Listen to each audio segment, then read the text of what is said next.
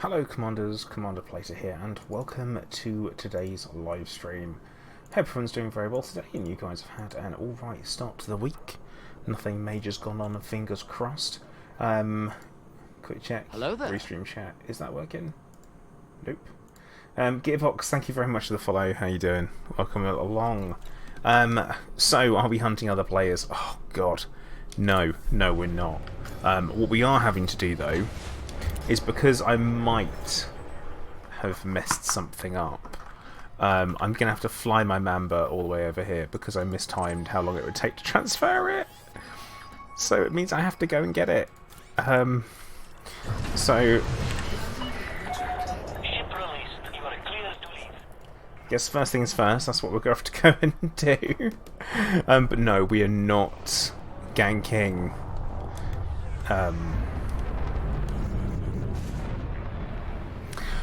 because it's not my kind of style.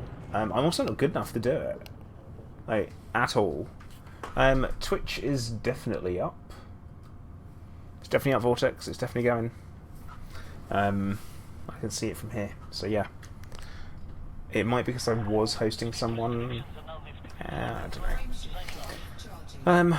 But hello to Philip, Dave the Spider, Gary, Hashtag 1138, Vortex, Evan Van Zyl. What else we got? Keep going. Crash Test, Voldriel, Dante UK, Falcon Screech, Shiv, J26, Lapiaz, Gamer J, John. How are you doing?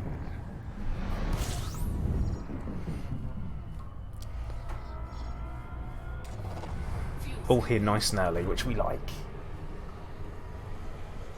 But yeah, we're pulling the I'm pulling my Mamba out for some fun tonight on stream. Oh dear. It's not great, is it?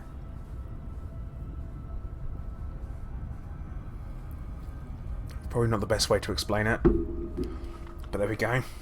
Chainmaker, hello, how you doing? Welcome to the stream. We're going to have to do quite a bit of jumping in the Mamba. It took me a little bit longer than I thought it would to get all of the pieces to the Mamba. I got them all there, jumped out with my ASP to the station, realised just as I was about to go live that it would take way too long for me to pull everything back over. So I was like, actually, you know what? I think we'll have to fly it out there on its own. So we're going to have to do a tiny little smidge of outfitting changing. But it'll be fine. It'll be fine. But yeah, what did everyone get up to for their weekend? Anything interesting? Anything exciting? Cool Blue Jay, hello, how you doing?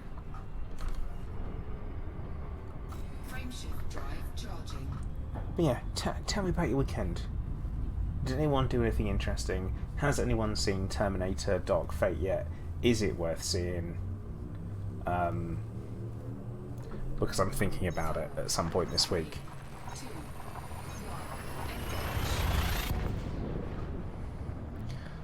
Chances are it's probably no. Hello there. One. Yeppy the dog, thank you very much for the follow. I butchered that. Is it possible to have a triple entendre? I can't do that. The news on minor player factions. Have I missed something? Have I missed something?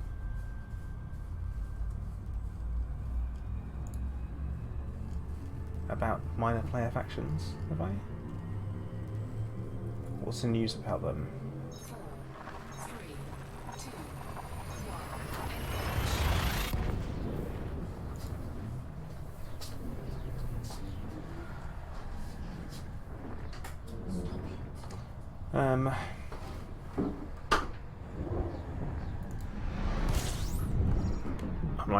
What are we talking about? Because I do miss stuff. I'm not. Players will be able to create. That's not new. I'm confused because I have a player minor faction already, and we're already in game and have been for quite a while. Oh, was it they weren't accepting people and now they are? Is that what's happened?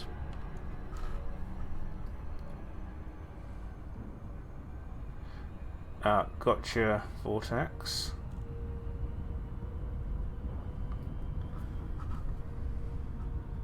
Right.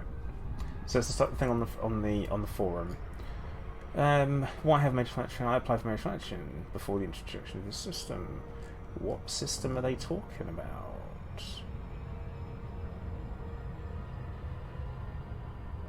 Hang on, I'm moving a skim. To apply for manufacturing, click here. Oh.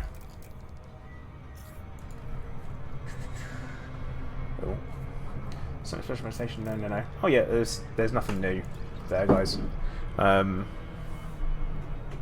Nothing that didn't exist really. So there is no news. Let's all calm it down. Let's be cool about it.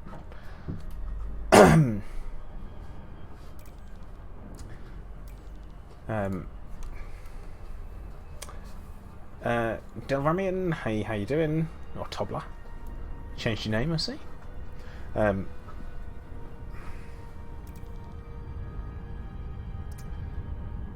James Oliver, good evening. Gears doing. Yeah, there's not really. There's nothing particularly new there. It's just a new post reminding everyone of what's available. So, nothing new. Nothing new there. Right, John, you were saying you saw Midway. It was decent. You saw it yesterday. I mean, it's an American war film, so we know what that means. There'll be the occasional normal Hollywood liberty in there, which I mean is to be expected. Because let's face it, war's pretty frickin' miserable.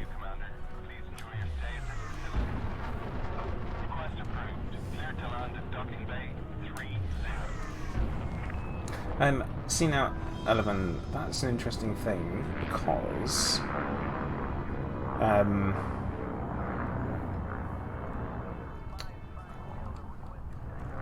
when you think about it, saying that you must have a squadron of 10 is that at the moment you can have any squadron that you like and then choose and say that you are affiliated to a faction in game, and there's nothing anyone can do to stop it. So, for example, we have Ployd, our player faction in game, and literally anybody can turn around and affiliate their squadron to that player faction, well, that minor faction, and there's nothing we can do about it. So, and people go and do whatever. Hey chickers, how you doing? Bagpipe Gaming, hello. A possible rewrite of Elite's code for the 2020 update. Speculation, nothing but. Is that from Yamex's video?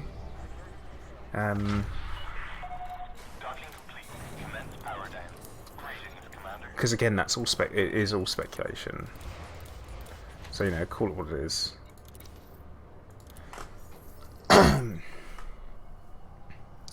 Evening Gypsy, how you doing? But yeah, the dude, that's exactly how it is. It's not new. That isn't a new system. Okay. So Ant was saying that as well. Now, we have a sneaky little Discord group where all of us chat about this kind of stuff. So what you'll find is that some things may pop up that you've already, like, for me, I'm like, oh, that's just speculation. Again, that is. The reason why we spoke about it, and this is the same thing that I spoke about in the Delay of the Fleet Carriers video, is that why on earth would the delay of one thing not affect another? And the thinking about it, that if that was the case, then like one delay hasn't delayed something, then from there it would mean that either the game's fully modular in the way that it's put together, which we know it is not. And yeah, the dude, that's always been like that. That's always been like that. That's not new. Now, what was I saying? Got a fuel scoop. Fine. This is going to take a while to get over there, isn't it? But yeah, the game isn't modular in the way that it's built. We know this because every time a new update gets put in, things fall apart. So either it's a complete rewrite to make sure that it's going to be, well, in short, good going forward, to make sure that these types of issues don't come up.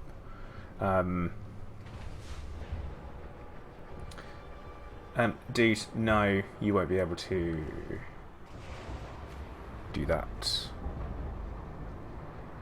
You can say you support them, but I'm pretty sure that you can assign yourself to any, and you always have been able to. But you don't join them as such, you just support them. Oh, this is going to be spicy.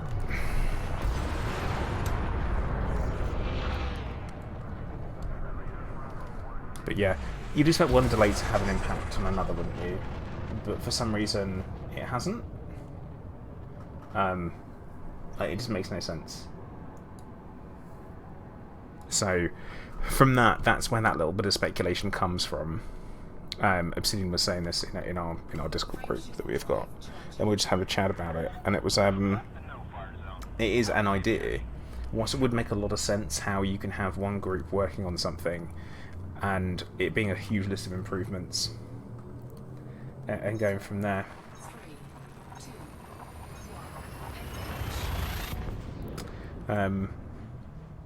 So yeah, it's a bit of I guess, an interesting one.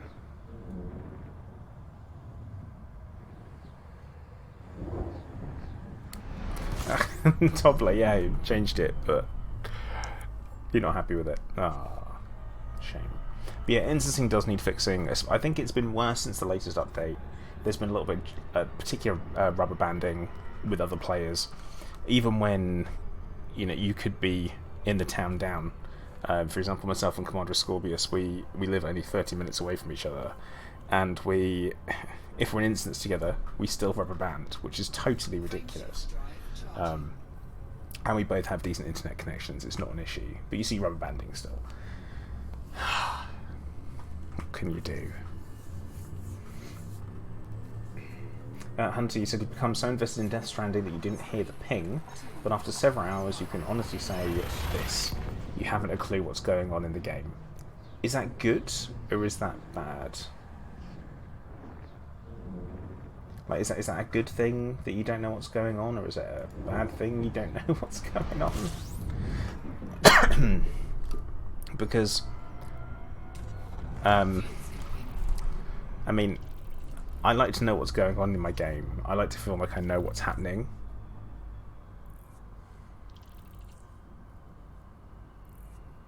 The other post/news bit is a bit more interesting. Here we go. The codebase will be renewed via a paid expansion. That's a jip. So if you have to pay to have the game, the broken game that you have, fixed, that is a complete and utter jip. I'm gonna call it what it is on that. Vortex, can you bung me a link for that, please?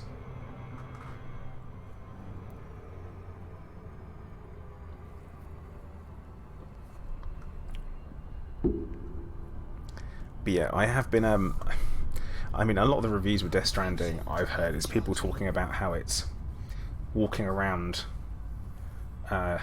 simulator, and yeah,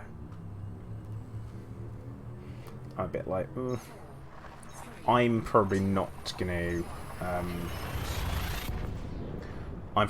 have anything to do with it personally. It's not my type of game, knowing that.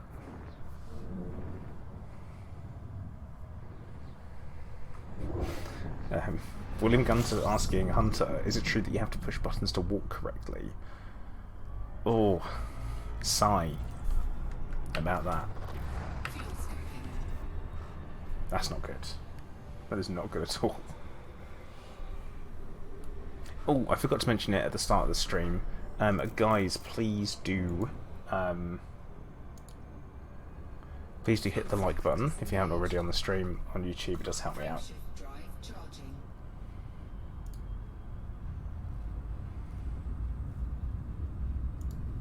I've got to read this one.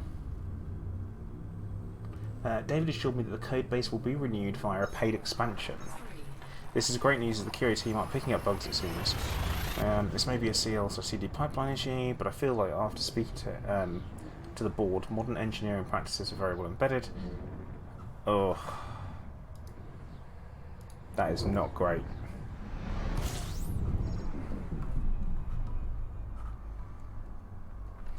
That's not good to me.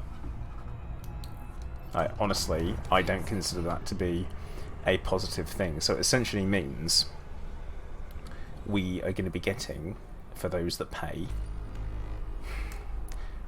well no, maybe, I don't see how it would work, is that you'd have essentially a paid,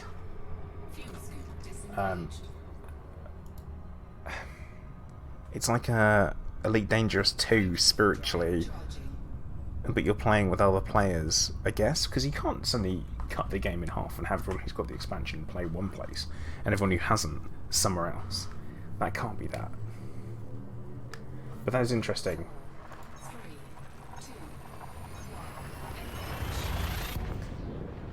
Obviously this is following the right people. I have so many questions about this though. Lucky Lefty, I am flying a Mamba. Yeah, Vortex, I'm hoping that's the case, because otherwise that is, like I say, it's a complete jip for the existing player base, really, isn't it?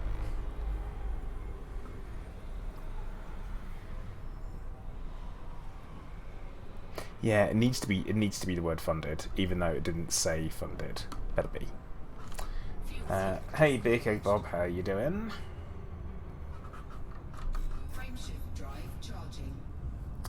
I mean, we've only got 13 jumps to go, so that's fine. Eek.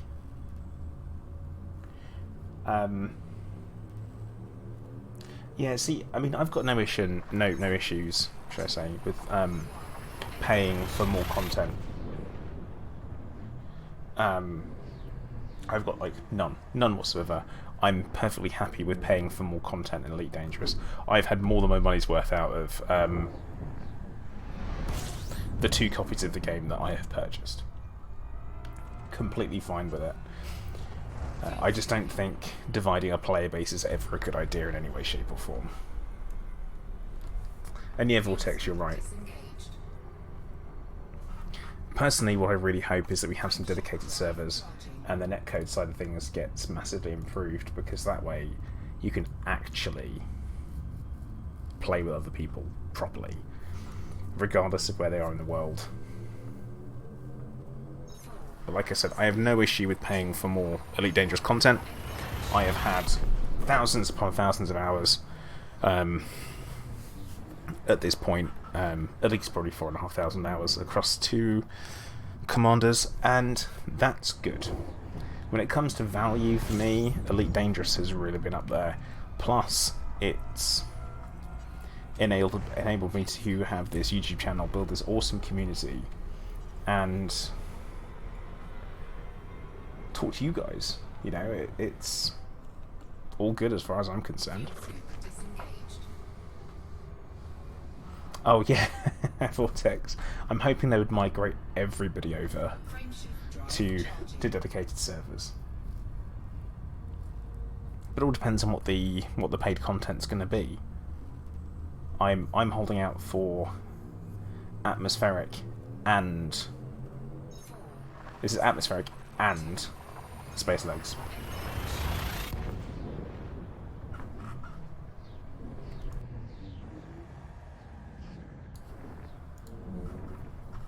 Hey Weejet, how you doing? Morning Lee, not much yet. Mr. Macrovision, the new season will require an expansion.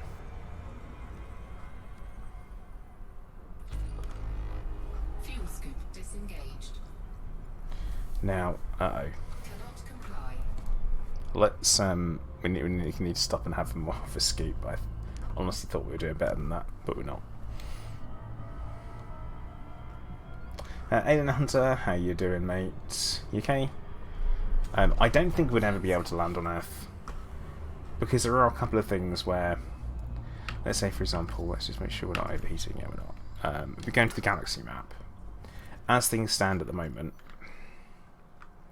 if we go over to Sol, which I always do this, and I'm like, yeah, I know where Sol is. No, I don't. I've got to stop pretending. So we go over to Sol. We look in the system map, and in the system map, bear in mind at the moment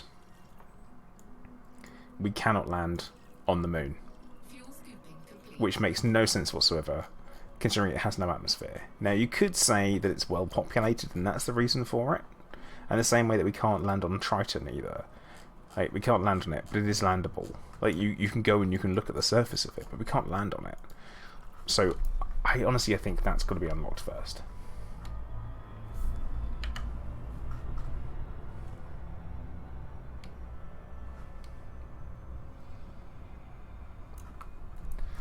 Hey Ali, how you doing? Welcome to the stream. Hope you're having a good evening. We're off to finally shoot some people in the face over up in Upper Nicholas. We're going to be doing the bounty hunting CG today. I kind of want to know how far we can get in it, because apparently the system's buzzing, so we might dip into open. Everyone goes and tells all of the PvP community I'm off to go and do that. Whey!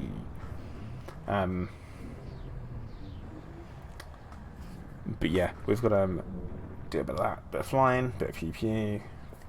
Now, Derek, you were talking about No Man's Sky and how you're absolutely loving it at the moment. Unfortunately for me, No Man's Sky is great, and then it's not really, really quickly. It's a bit like a flip of a coin.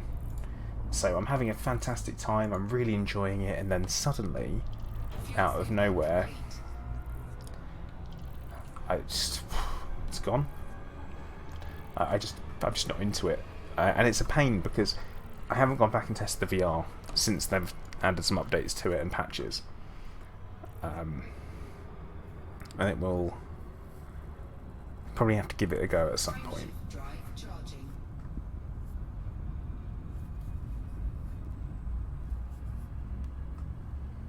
Hey Chunter, how you doing? Oh dear. But yeah, I struggle with No Man's Sky. Really, really struggle with it. But yeah, I haven't gone back and tried it since they patched the VR because there were a lot of issues with it. So I'm probably going to give that another go.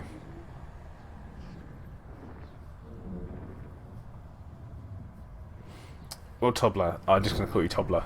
From that's it. So.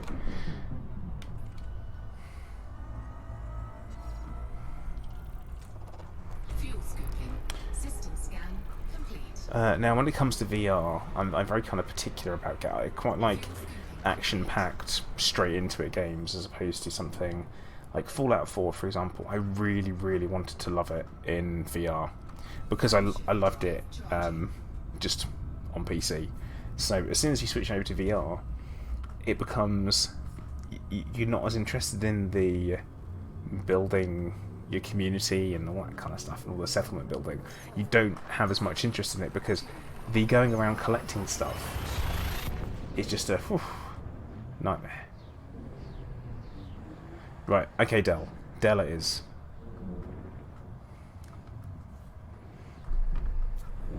Hey Silas, how you doing?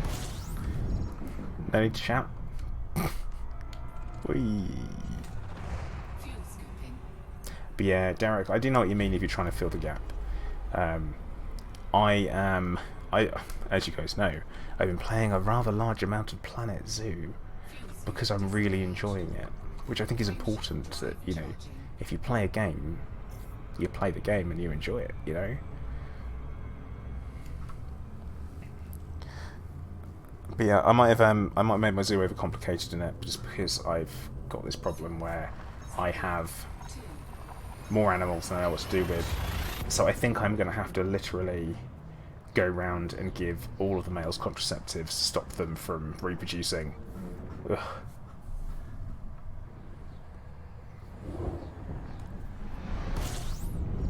Oh, Falcon Screech. I mean, I feel like it'd be okay.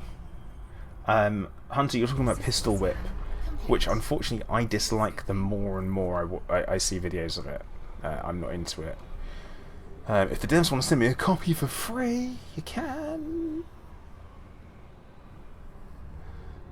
But yeah, Derek, you don't get to see that. It just looked like it in that particular screenshot, because when they put animals into the enclosure, they drop them in boxes, and then when you unbox them, they immediately do like some animation, and one of them was just standing there, and the other one stood up on its hind legs. That's just the red panda. It's okay.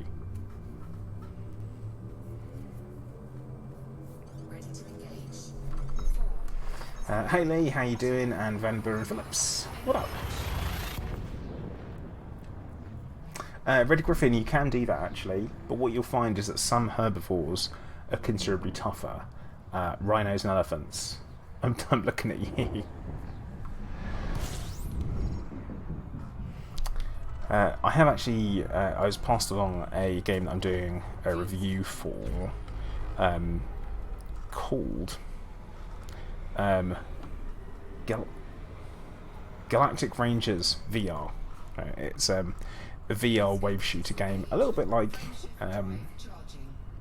Space Pirate Trainer, but with a little bit more to it. I get a couple more options, a little bit of a couple of changes to the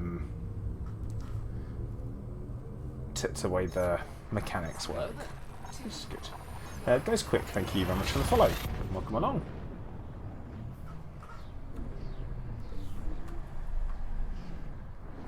Just a quick note, I'm currently not exploring in Amamba. Anyone that's joined over the last half hour or so, I am travelling to the community goal location because I did some really poor workings out of things. Lee, no, it's nothing like that. It's nothing like Pavlov in space. Pavlov is Pavlov. Apparently Pavlov is coming to the Oculus Quest. This is what I heard, but they're doing a Pavlov Lite.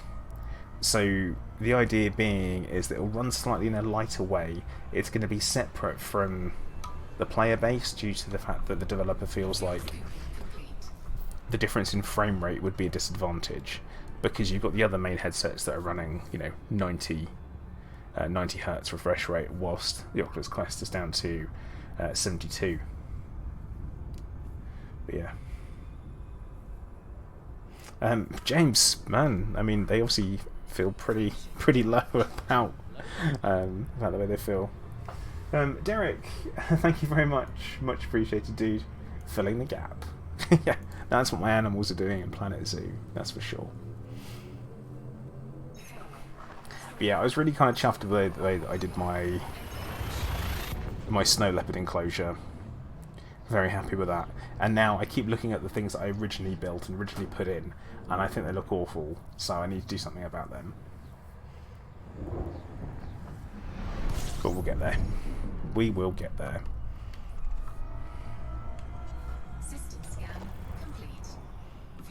But like I say, all my lemurs are stressed out all the time. What can you do?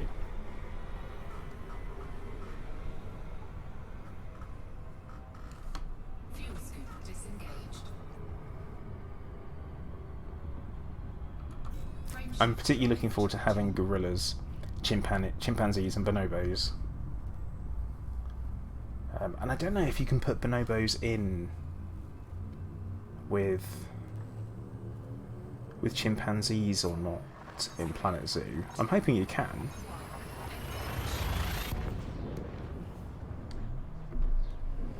Can imagine me having 2 pet snow leopards in that bling mamba. Well, Van Buren, Clive, my cat, is a little bit like a snow leopard. Being that he's an idiot and doesn't know how to act and wanders around just shouting. Chimps are quite violent. No, they're thinking right. Okay, so Here's the thing about chimpanzees, is that they aren't violent as such. In family groups, they're loving, they really look after each other's, and it's totally fine. But if provoked, or if, because I mean they work on body language in particular, and eye contact and stuff like that, is that they will attack when provoked, and they're around about, this isn't a roundabout, this is pound for pound, strength-wise, is they're about maybe, I don't know, I think it's between 25 to 40% stronger than humans. That's pound for pound, and that's due to the way their nervous system works, is that they're able to recruit more muscle fibers. So humans traded raw brute strength for fine muscle control. Now bonobos, they are not as temperamental as chimpanzees. That's the difference. So a bonobo will be slightly more chilled out. They typically have darker skin, and they're a little bit smaller than chimpanzees, and not quite as strong pound for pound either. Because I'm reasonably sure at Whipsnade Zoo they have bonobos and chimpanzees together, but I need to check. But definitely not putting gorillas in with them. Like, unless they were raised from birth together, that would be a thing. But I did try out in the sandbox mode of Planet Zoo what happens if you put a Bengal tiger in with a Siberian tiger. And we started off with 2 tigers, and I'm just going to put it this way, there's only one left.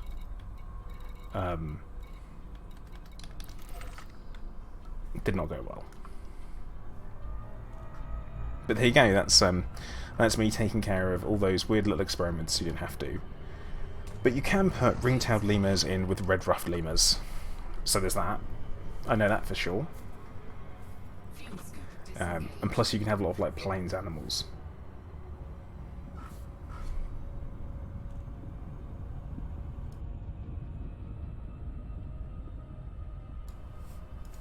Derek, yeah. Definitely on that one. Chunter, yeah, Famine Snakes are back. It's almost like the Blight storyline helped it happen. I also believe there's Outbreak as well, kicking around.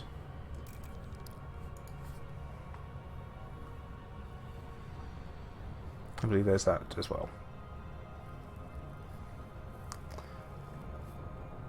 But yeah, I'm looking forward to Fallen Order. Fallen Order? Star Wars Jedi Fallen Order? Yeah. I'm in particular looking forward to that. That's going to be a good one, I think. No DLC, no paywalls, none of that malarkey. It is literally going to be that you're buying the game. Yeah, it's got the pre-order bonuses, which aren't worth it at all. But at the same time, I think it should be good. Agnot, good evening. How you doing?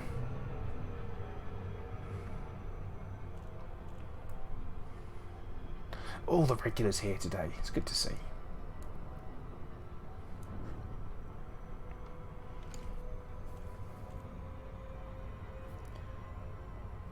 I might have made a mistake with the huge hard point on the Mamba, but we're gonna have to see how that goes.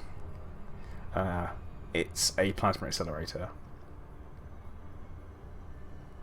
I think it'll work.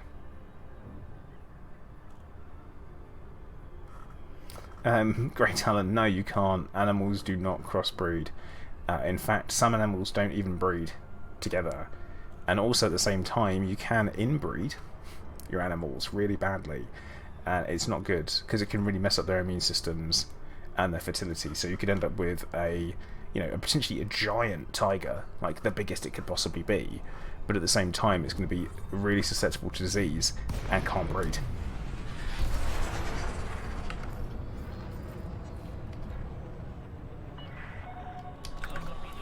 How dare you, Chunter? I like the Mamba. Alright, take care, Derek. Thanks for dropping in, man. Oh, look at this. Look at this. What's he doing? And I bet you the only reason that it's like that is because we have someone in instance with us. No, Weejet. It's a couple of skins for your ship, and then a lightsaber crystal, and that's it. Which seems a bit pointless. Common landing gear deploy. Seems totally pointless. So, right, Del, you're saying you don't like the PA. Oof, they are good. Lee. Yeah, I know what you mean. Too many fingers, too many toes. Piccolo, do I have okay? I don't know what you mean. Do you mean am I okay? Because yeah, I'm alright. I'm just going to dump the exploration data I've got here, because we've not got a lot.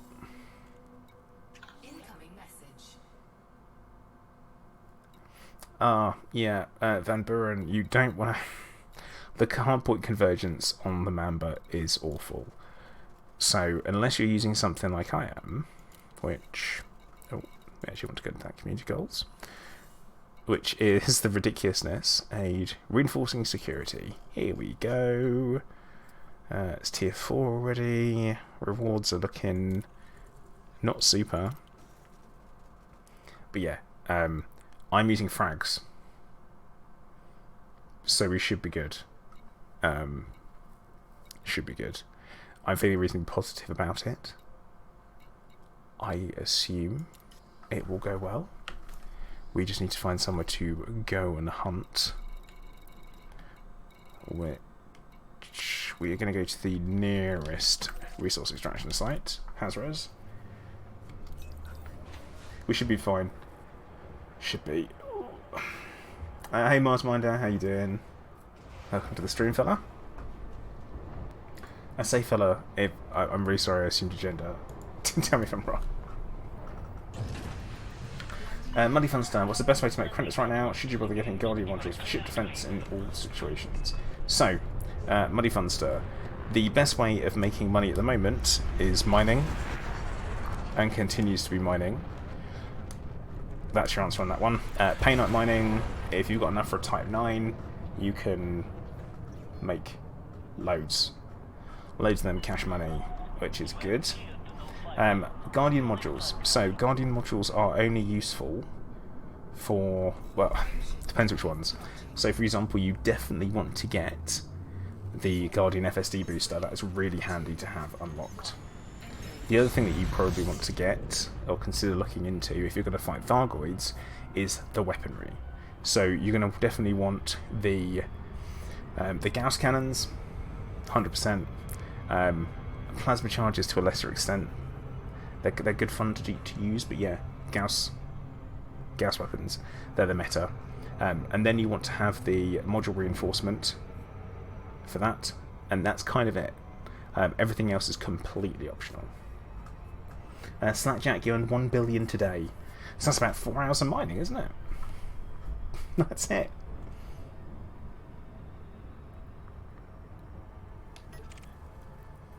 Look, we got a squadron mate in here. Let's...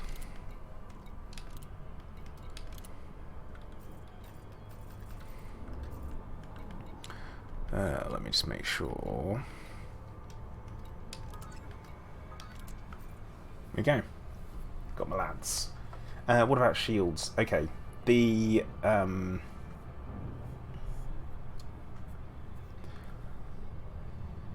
shield boosters.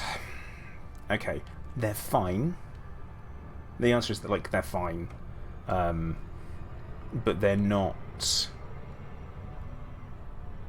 really that worth it, I guess, because they use a lot of power, and all they do is increase the number of megajoules. They don't necessarily increase the resistances. So resistances still have to be balanced out and all that kind of stuff. But I would say you're better off to increase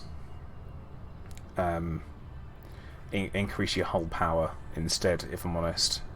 That would be my preference. Hull strength. Allosaurus, what happens if you try to open fire on generation ship? Nothing.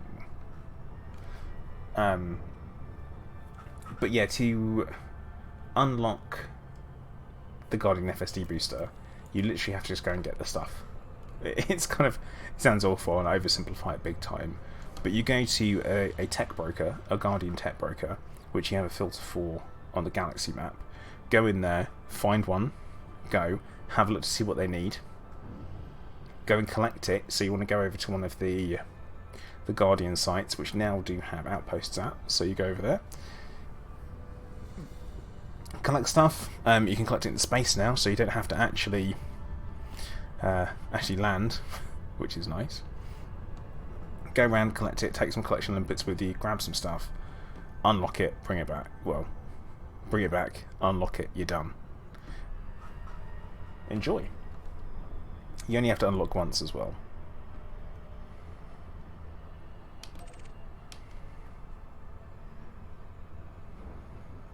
But yeah, I hope that's like the real short version of it. I don't think it needs a long version particularly, like, to explain it.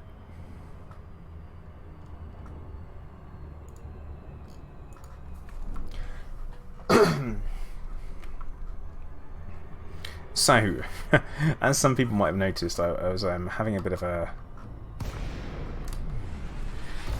bit of a whinge earlier during the week about the fact that I'm having to have my front door. I've had to have a front door replaced, and it's completely ruined any recording time I normally get, because during the day there's constant banging, pounding, and all that kind of stuff. Real pain. Oh, there we go.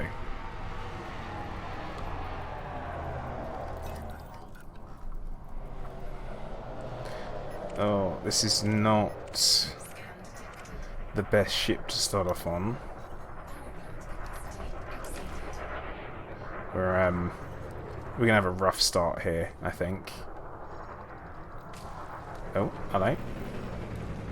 What are we knocking against?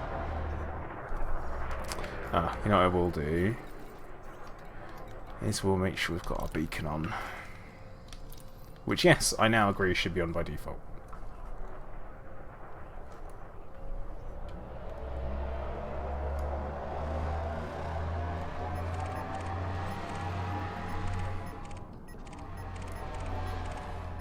Now, this particular ship I'm in is very much more of a medium ship killer, if I'm honest. It's not great against... Oh, not great against small ones, but we've got to warm up somehow, haven't we? Oh, what the hell? Okay.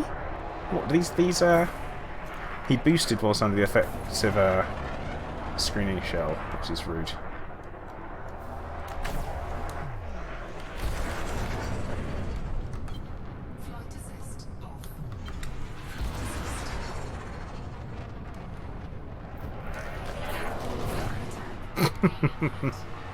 Here we go.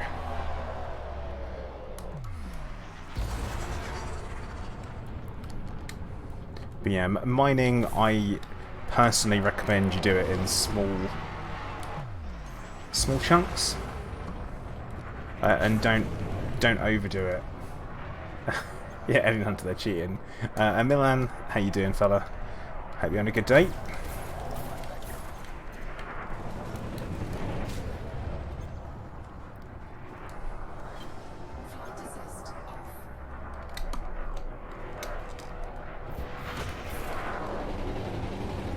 Rude.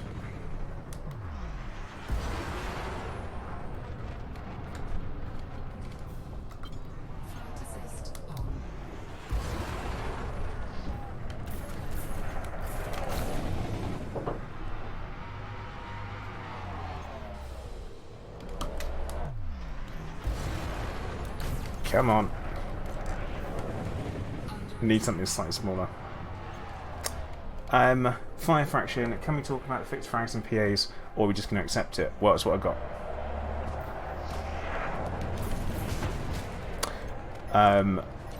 The main reason for it is you force yourself to fly something that's uncomfortable to use, knowing that it will improve your overall piloting skills. So what I should have gone for, really, because I kind of like what I had lying around,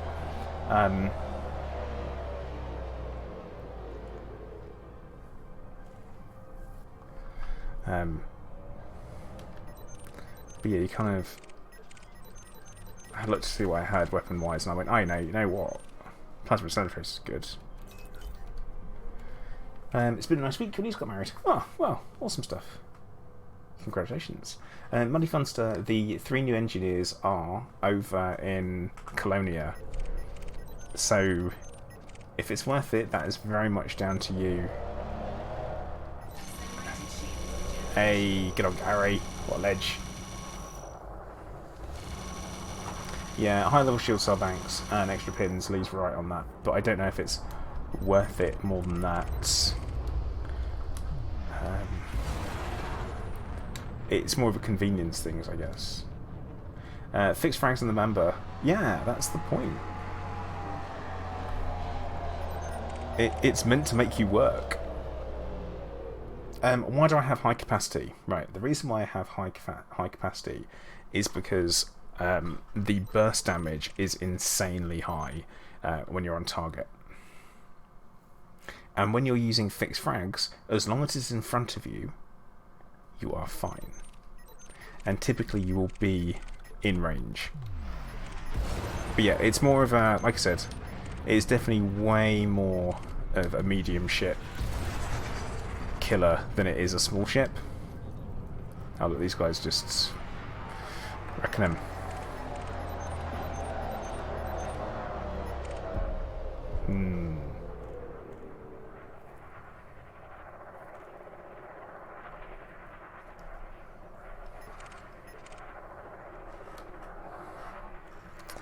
Right, this guy's coming over for a scan, isn't he?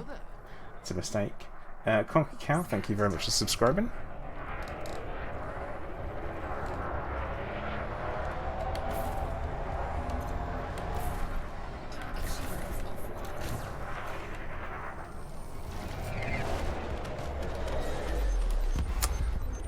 But yeah, if you give me an Anaconda, an NPC Anaconda at least, I can show you why I've got my particular setup.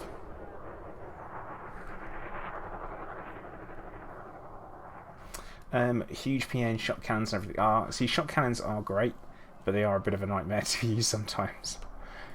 Great Alan. Alright, take care, buddy. I hope you enjoy the rest of your day. Right. This is why.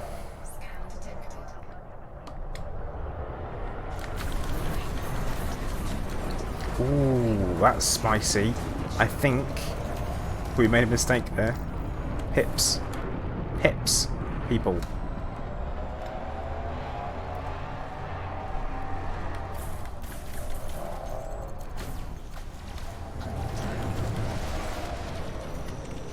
Honestly, I don't think I did most of that damage, but it's fine. Falcon Screech. Okay, Falcon Screech, you're saying full frag member, all with overcharged, full with screening shell. Now, I've got some other ones. It isn't just high cap. Or we've got variations of different experimental effects, so you have to bear with me. But yeah, it's alpha damage against medium-sized targets. Oh, behave.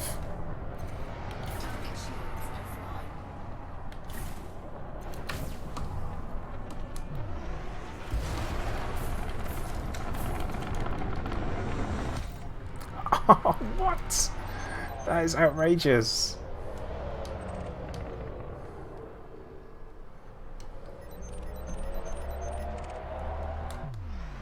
Let's see if this guy, is he running as well?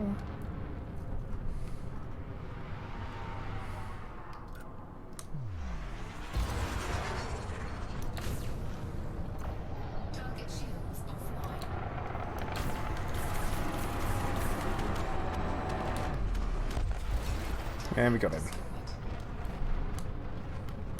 That was outrageous. Shoot that vet. No! They're my... they're my squadron mates. Why would I do that? All prox mines. Oh, here we go. We want this gunship.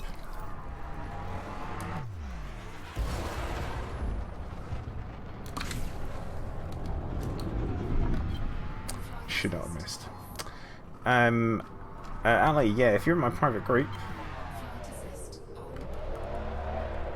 you've been out exploring since distant worlds. Ooh. Oh, this is a problem.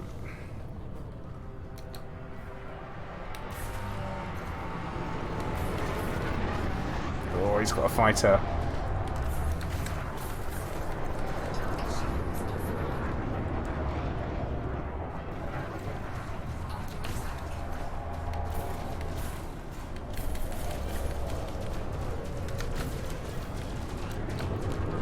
He's pulling his fighter back in already. Nick Wise, thank you very much for subscribing. Welcome to the stream and the channel. Hope you're doing well.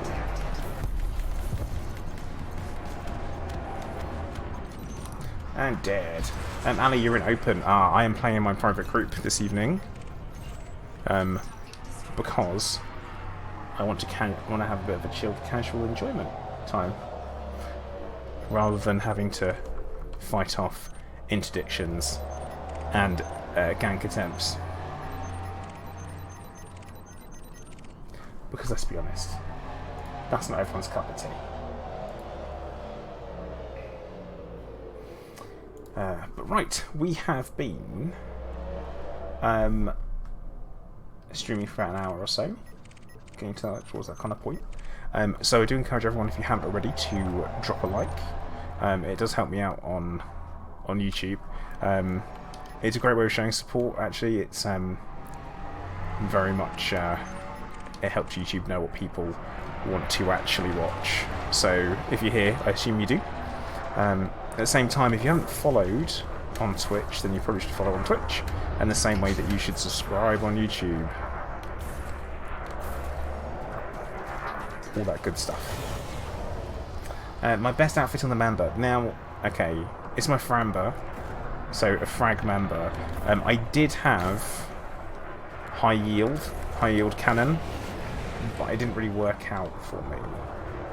Muddy Funster. Double painite mining is where you have two hotspots that overlap, and that therefore increases the amount of painite that is available to mine. And that's what we mean. You're doing surface mining, so strip mining. I have a video on my channel with that will tell you how to do it and what to do. So it's worth having a look at that and checking it out. It should, if done correctly, earn you around about 200 mil per hour. We can do alright. Come on, Tishman. Hello, how you doing? Yeah, I'm doing alright at the moment. I must admit, I've got a bit of a stressful week ahead of me, which is not one I'm looking forward to.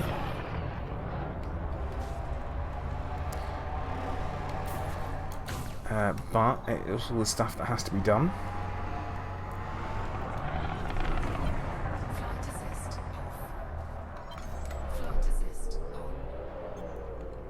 I'm never going to hit him, but what we can do is focus on something else. True Old School Gamer, thank you very much for the follow.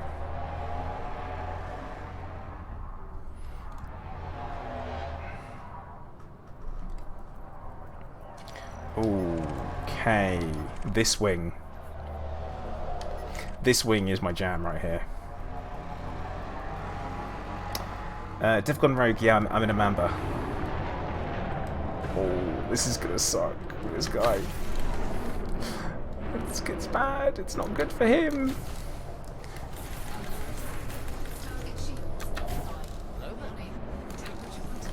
It's like, hey bro, how's your ship? How's your ship, bro? Oh, that's bad.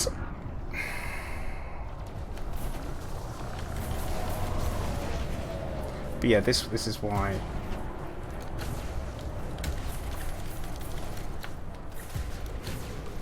But yeah, I've got the full guide on where to find everything, basically.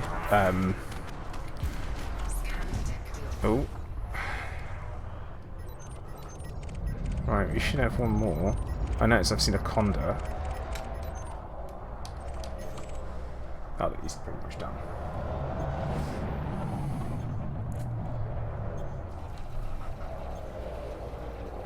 Is Elite Dangerous worth it? The current 7? Yeah, I mean, Marco, you're gonna get. I've had thousands of hours of gameplay from it, and I'm enjoying it, and I'm happy.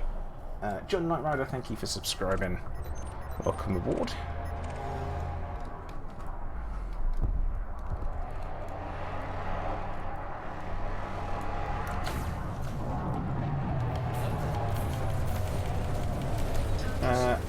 Matt's Mechanical, thank you for the follow.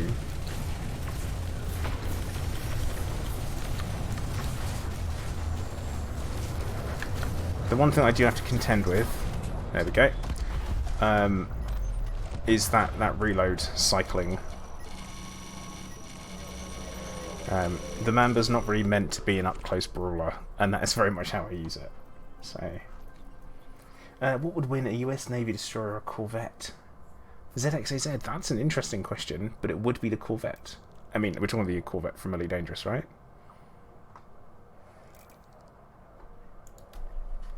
Because, I mean, yeah, I mean, just the raw power. Especially if he's got the weapons. I've got my eye on this guy. Oh, he's clean! Ah, but the person following him was not. Sir, hello, how you doing? Tenacious D, yeah, I am loving the frags.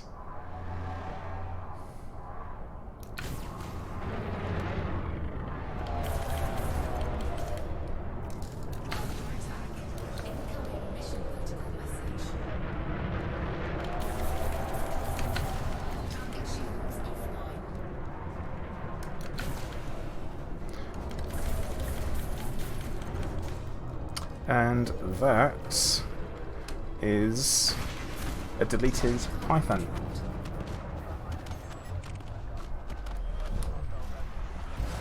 Right, let's go over and check out this. What's happening over here? Thank you for subscribing. None of your business. That depends pretty much on the player. I couldn't imagine not flying with a HOTUS, to be honest.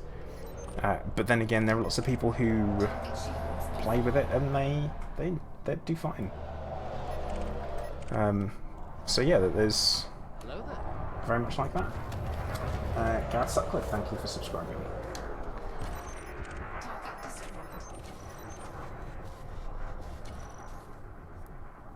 Oh, are we fighting this? We're fighting this guy. Oh, okay.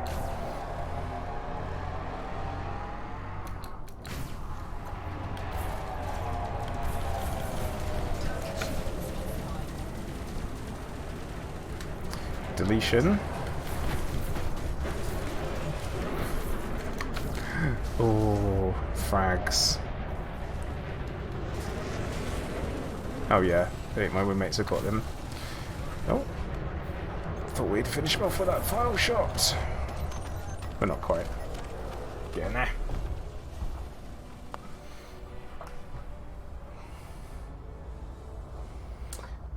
Van Buren, yeah, I have. It's efficient plasma slug. Again, because it's what I had lying around. Not saying it's the best one. Because if you want raw damage, you want to go efficient and then oversized. That's your raw damage option for almost any energy weapon.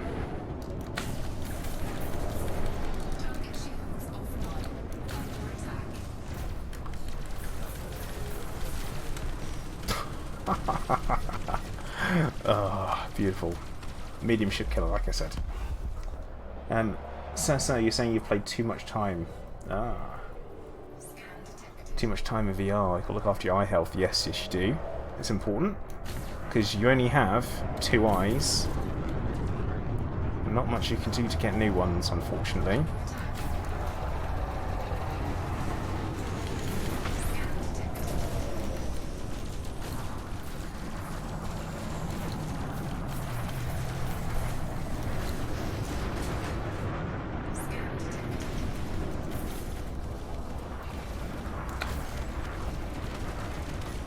Like he wasn't even there. But yeah, Matt's correct. Yeah, I don't have any crew active.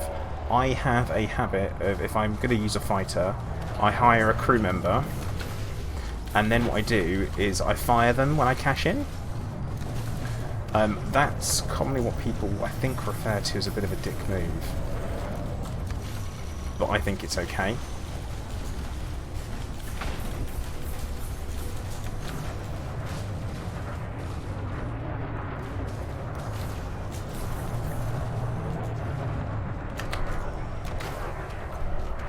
Got him. You've moved on to a hauler, so hold the SW. Yeah, we're just shredding people. Oh, Alien Hunter, yeah, you would do, wouldn't you? Because that's what you do. I am cheap because it's the way you've got to be, isn't it? You know, it's you can't. Yeah, he's running. I'm also rich at the same time. Edboy, yeah, that they can't handle it. They cannot handle it at all. And one of the reasons why you have the plasma accelerator on it is so you can have a shot as they go to run away.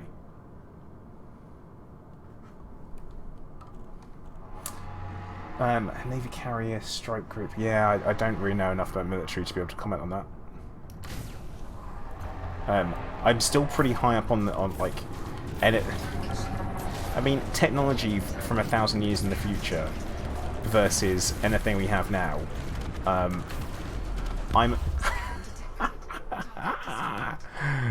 Oh, nothing but bits. But yeah, I'm all about the futuristic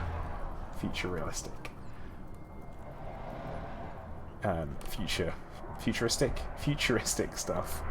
I think it's the ultimate advantage, isn't it? This one should be interesting. I don't know. I shouldn't be outpaced by the FDL.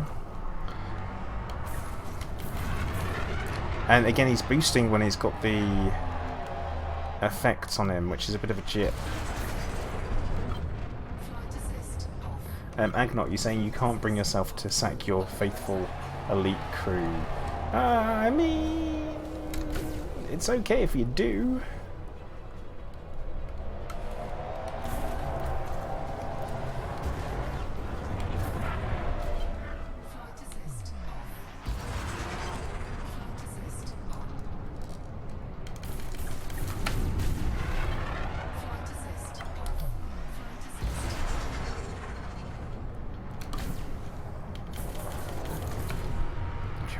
Taken.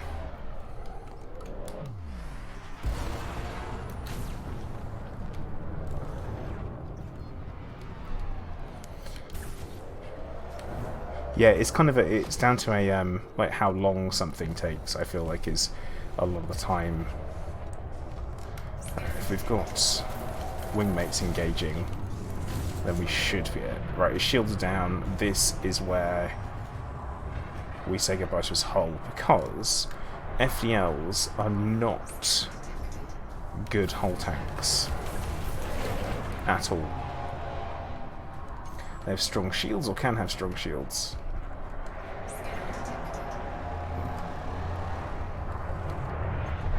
Come on.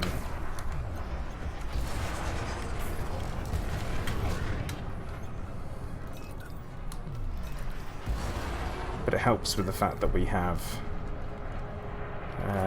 pretty beefy engines. I'm actually using legacy old school engineering. No special effect on these drives, but they're grade 5 dirty, but they're legacy engineering, and they kick out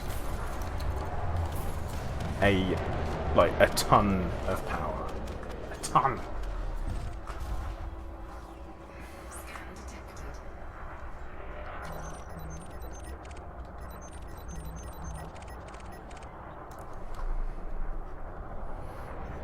But yeah, it's all about kicking people in the teeth. That's what this ship is about.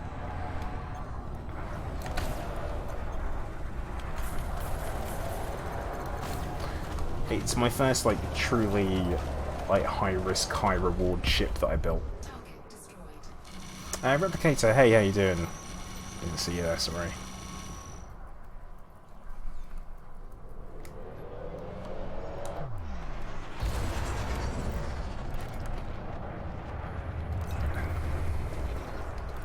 Plus this thing moves on a straight line. Do not expect it to handle very well, but that's okay, because when you fight something like a gunship, they don't move too good either.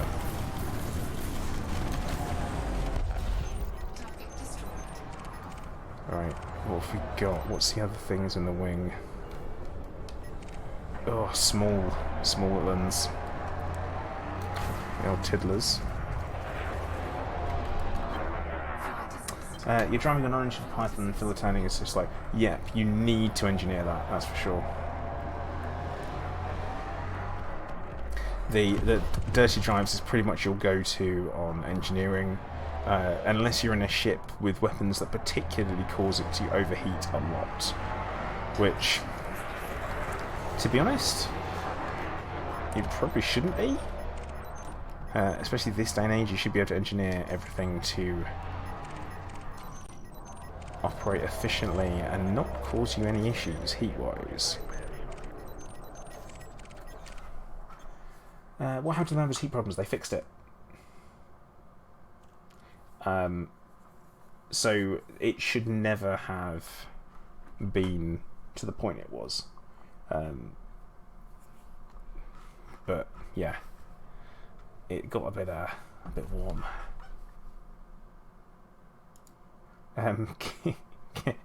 Geek Boily, yeah, it's good. Ekoof, yeah, it probably would, but then I feel like my piloting would suffer for it.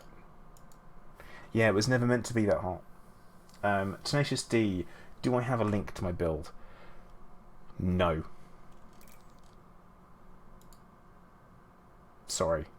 I typically don't share builds or put builds together to share, and the reason why is that I change them all the time. Also, I don't profess to be an expert when it comes to this.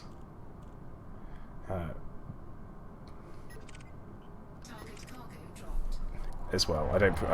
When it comes to outfitting, certainly not. No.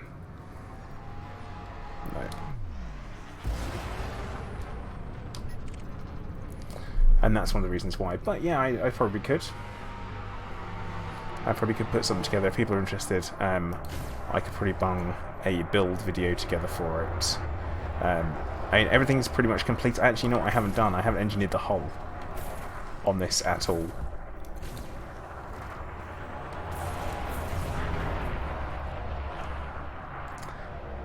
Yeah, Alien Hunter agreed. I was surprised at how weak they were. The overall reduction of damage 50%, and that was a stealth. That was a stealth nerf. That was a full-on stealth nerf.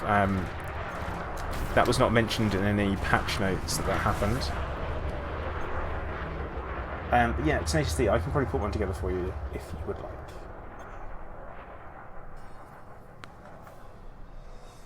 Andreas, it's a live stream. You thought it was a video. No, it's not. Hey Fox, how you doing? Do I have a combat beluga? No, because I value my sanity. But no, none of that. Well,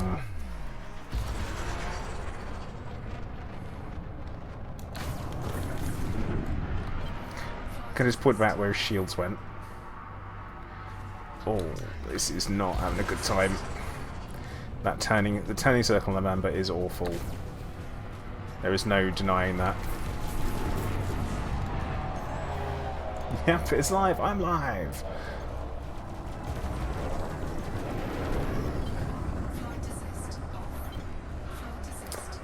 Yeah, there is only one low temperature diamond triple hotspot as far as I know. Oh, still. There you go, buddy.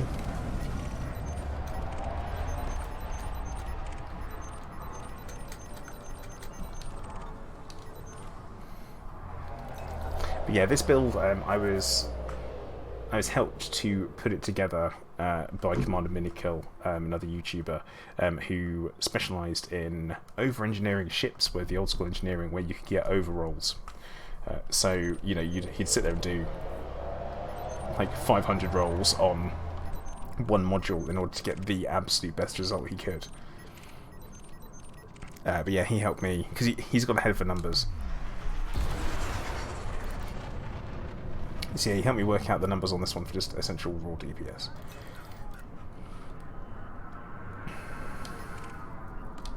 Although it could be a little bit different if I had other special effects. So, wait, this makes no sense. Ah, there's the Anaconda. Like, wait, how does that person have a fighter and he's in a Python? Answer, he does not.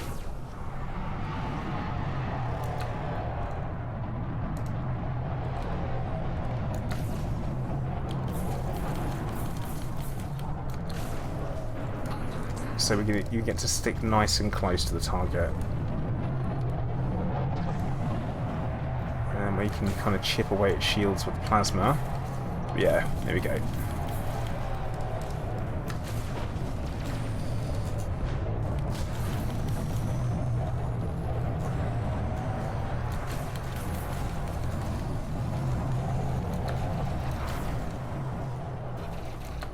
He does not stand a chance. Oh, the wing obviously helps. I mean, I think they do more damage than I do. That's dead Conda.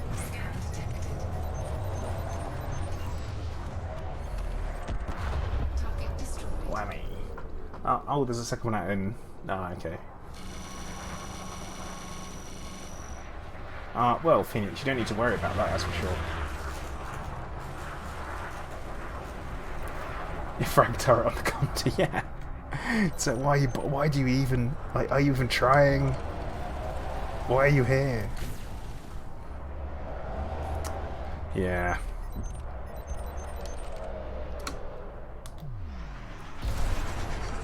I just spotted the amount of ammo I have left.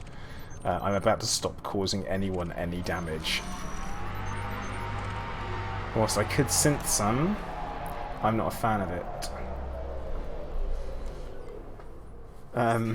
Edboy, it's not the best option.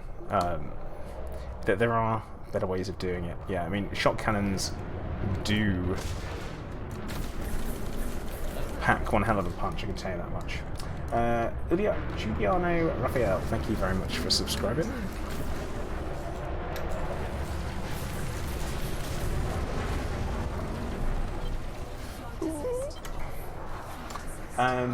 Explorer, Rogue Arizona. Every time the scout variations of ships are pretty crap. If I'm honest, that is my. They do have a purpose. Like they can be silent running ships for other reasons that you might want to use them for, but they're not going to be great. Oh, all right. They're not super, so I would definitely go for an Explorer version. They pack more of a punch, get more of a distance for them. But honestly, if you're going to go for DB Scout or DB Explorer, I would go for something different altogether. I mean, a Vulture if you got the cash for it.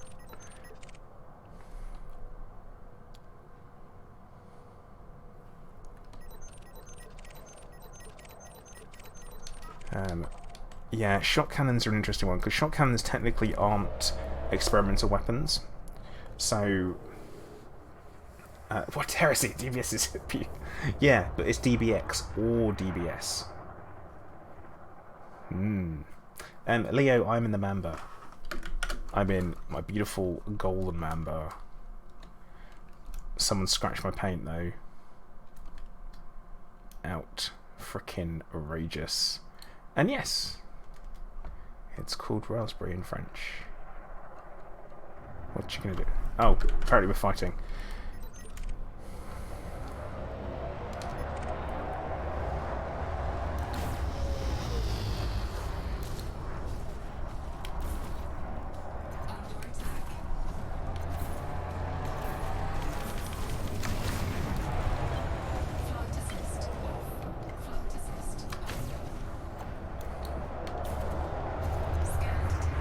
Oh, poor Gary. He's getting a bit of a collateral damage there.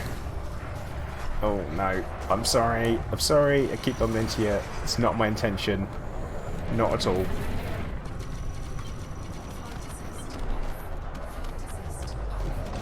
Nice.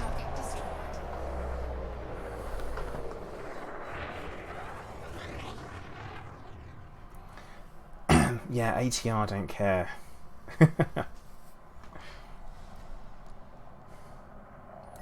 I'm a big fan of the Vulture. The Vulture is like probably my... When it comes to combat ships, if I'm going to have to go like a rank, my top three, Corvette, then Vulture, and then I am probably going to have to go for the Mamba. This build though, when it comes to sheer fun, this is well and truly up there.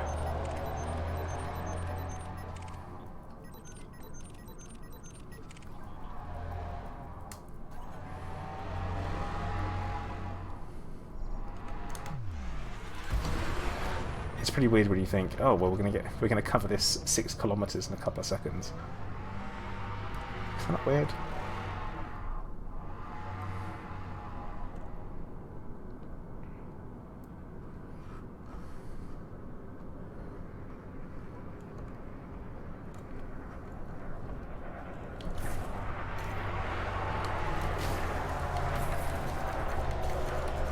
So what we'll do is, when we go and hand in bounties, I will go over the build for everyone who's interested. Just a quick look at it. Oh, convergence on the hard points got me. Oh my goodness, this guy. Hold still.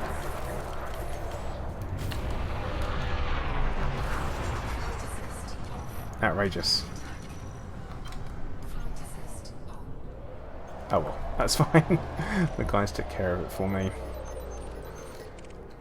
Guardian fighters, very nice. I mean, the thing with vultures is that yeah, it's a brute, a little brute.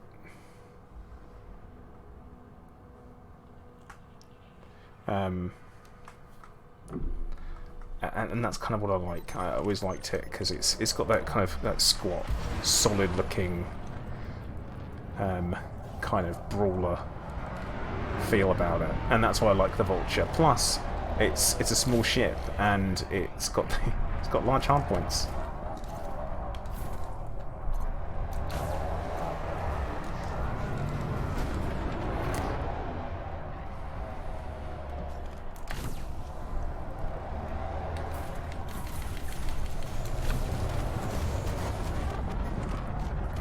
Right, let's see if we can take this eagle out. Bleeding eagles. I don't stand a chance. I just do not stand a chance. Even with it going slowly.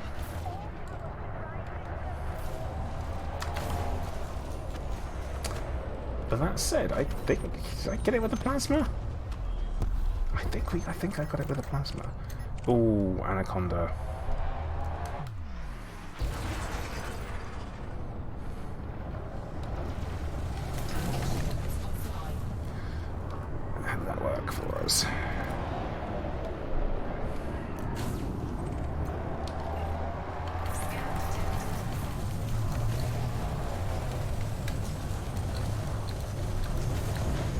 Come on.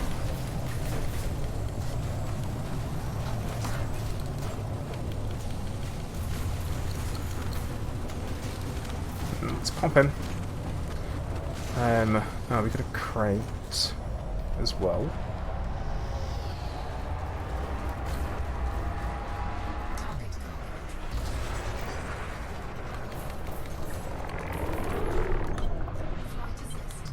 This is bad. This is bad. That's the FDL is better than the Mamba. Honestly, it flies better. Definitely, it's just what I happen to enjoy. I prefer the way it looks, and plus everybody flies an FDL. And I don't like how. Okay, I prefer the way the Mamba looks over the FDL.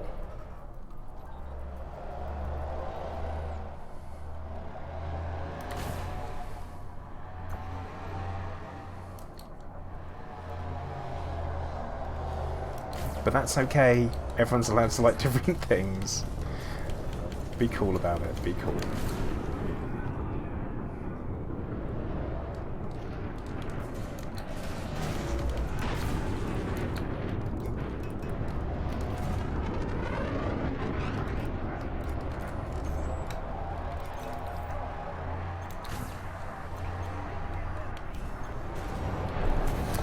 Yeah, the speed on the Mamba, like I say, it's got drives on it that go faster than anything engineered can now, I think. Legacy drives. Legacy engineering. I do prefer the centre cockpit too.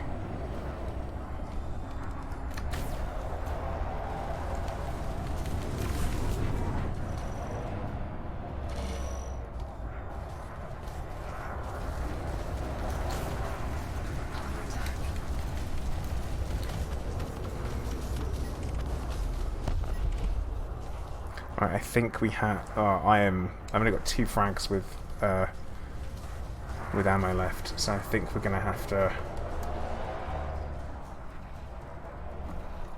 bug out after this one.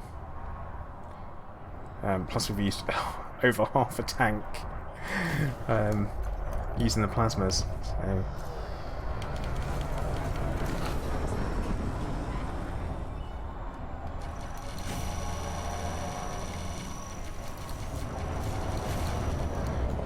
I think I'm out of ammo. Out of ammo. I am. I am completely out of ammo. So, well, that's me out, boys. The Corvette is my favourite, but I know lots of other people don't. James, I'm glad you're enjoying the stream. It's good to let loose a little bit. And really kind of shoot stuff. We'll zip out the other side of the ring.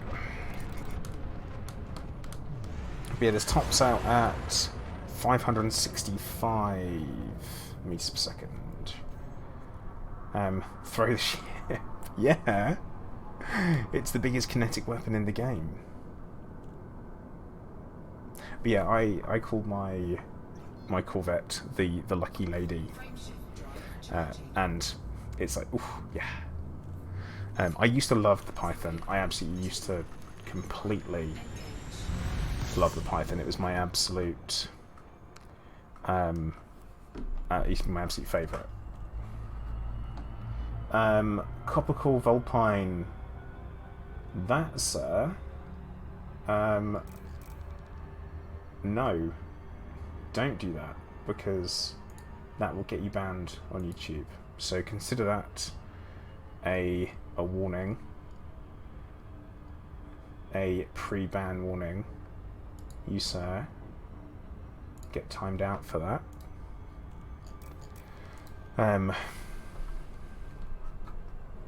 Alright, Van Buren, take care.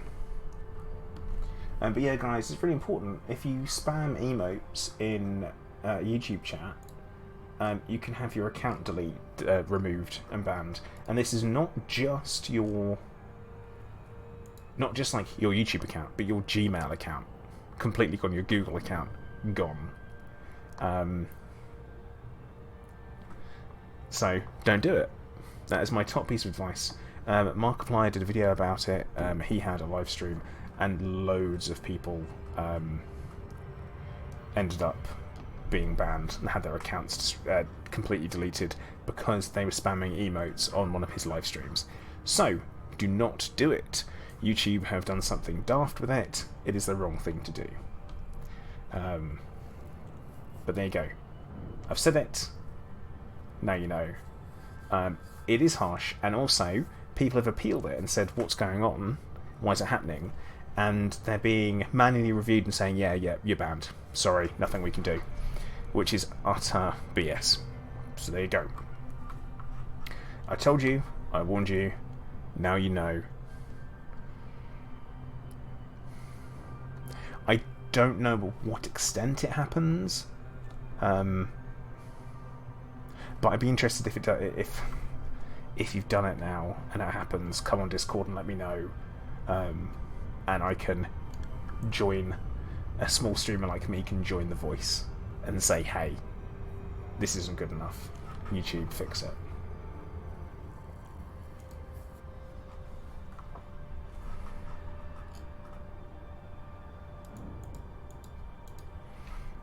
It just shouldn't have happened. But yeah, check out his video after my stream. Of course, I'm gonna say that. But right, we're an hour and a half in. We've been doing some bounty hunting as part of the community goal, and the Interstellar Initiative taking part over here in Upper Nicholas. This is all part of the Galconda storyline, which was the generation ship that was discovered by Malik VR last Tuesday, and it's a very interesting kind of series of events. It's a generation ship that is actually still going. Now, the current phase is deliver materials and bounty hunting as part of it. The follow-up phase, spoiler alert, coming here. We're about to talk about it in case you've avoided it. Now, the second phase is going to be a choice of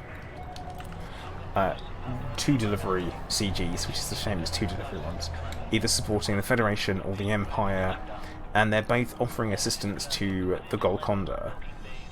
And the Empire wants to help them complete their mission that they initially wanted to do, which was settle on a planet,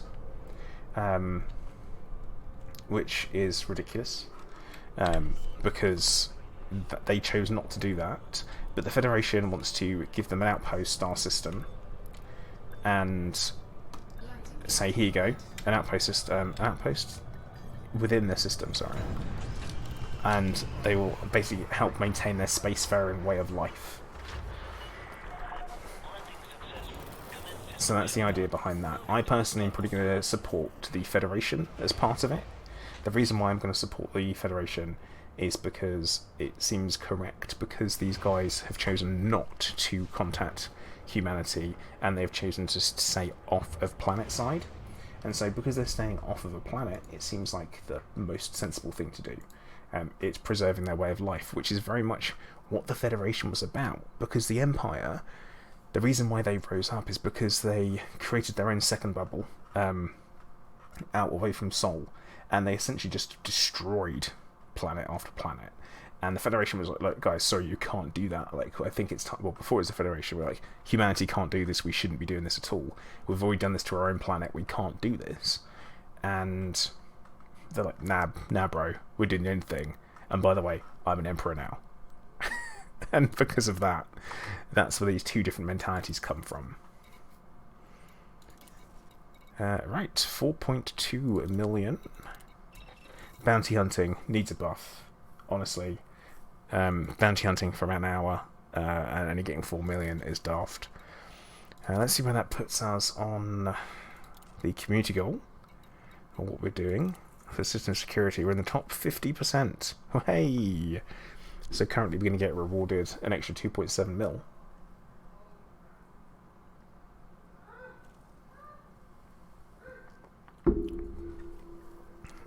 Alien Hunter, you're saying you support the Emperor's idea of a surface slave labour colony. Yeah, colony. Indeed. Emperor all the way for you get double rep points towards your cutter. But then on the plus side, you get double rep points towards your Corvette. But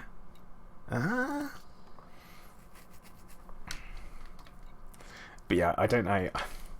I think that I'll be doing cargo runs for them. I think that's my plan. Of course, all of this does rely on me being in a fit state to do so next week. For anyone that doesn't know, so I've got cancer. It's pretty aggressive form.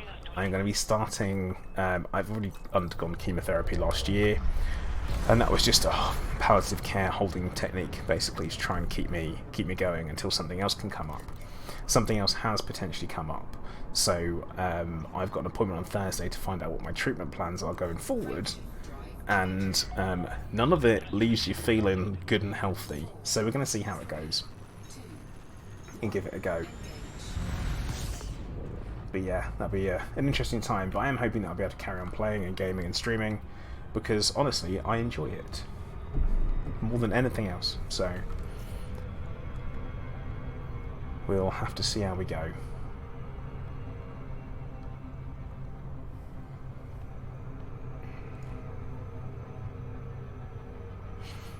Milhan, do you then sell the slaves?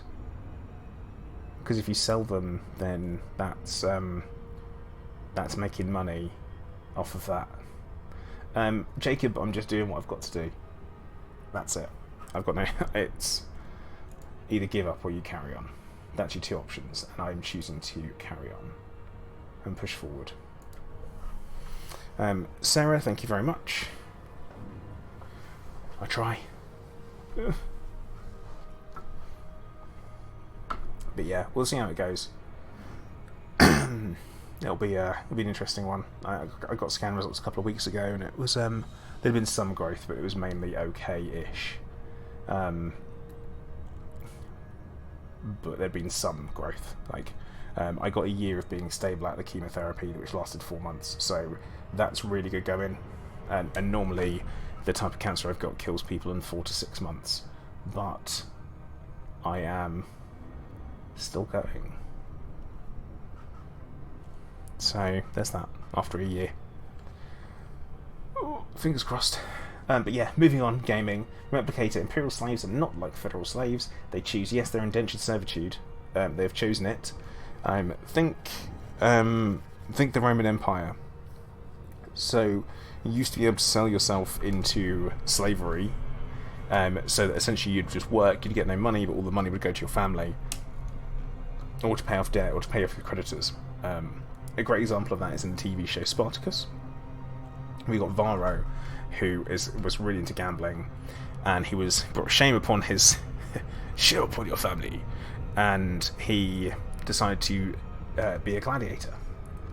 I didn't go over the Mamba build. Oh, Gypsy, I didn't go over the Mamba build, did I?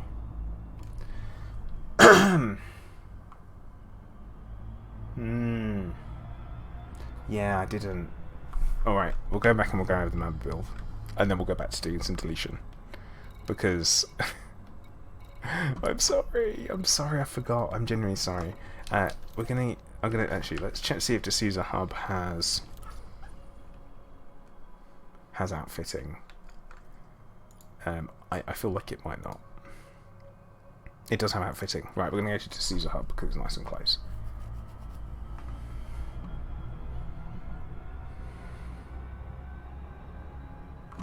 I say nice and close, it's a couple of hundred light seconds closer. It is just fine.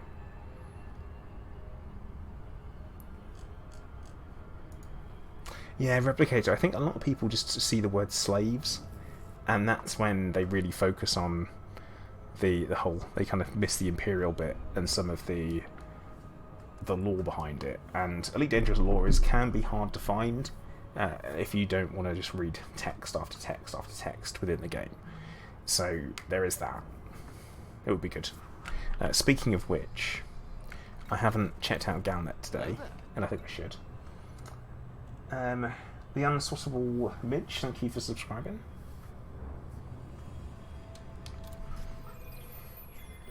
But yeah, because we do have some Galnet news from today. We have got the Galconda generation. The Galconda generation.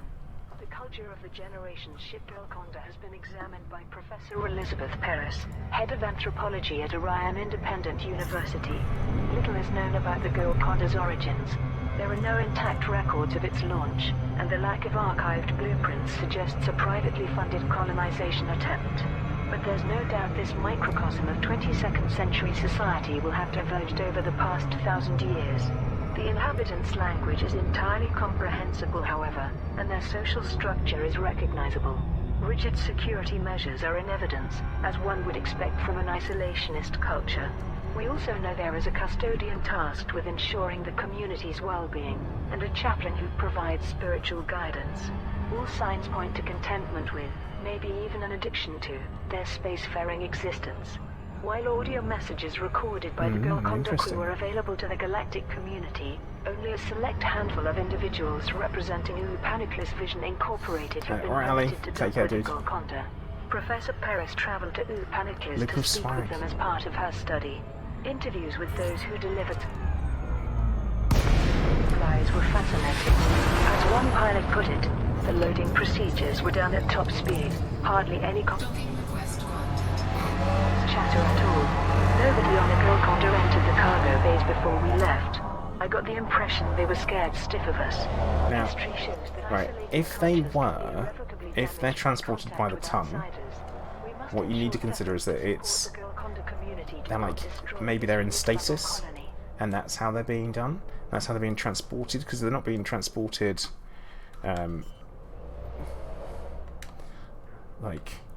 so you've got to think that's how they're being transported, rather than them being transported by tons of people stacked up on top of each other.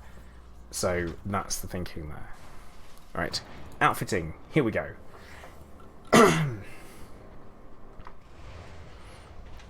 Having a look at what we've got. Oh yeah, quick mention, do hit the like button if you haven't already on YouTube. Cheers guys! I do appreciate it. Because we've got 280 people watching on YouTube. Jeez. Hello? How you doing? So, hard points. We have got a huge plasma accelerator, which is fixed, obviously, because they only come in fixed. We've got efficient weapon grade 5 with plasma slug.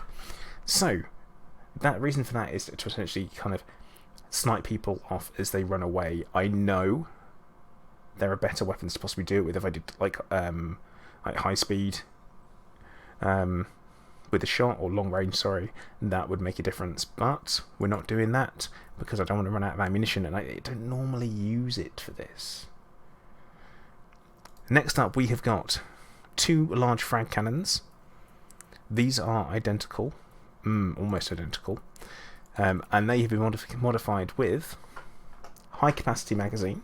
The reason for that being is that the cycling of the reload is we have more ammo and we can fire twice as much. That means the rate of fire is also increased, plus the damage per second is increased as well.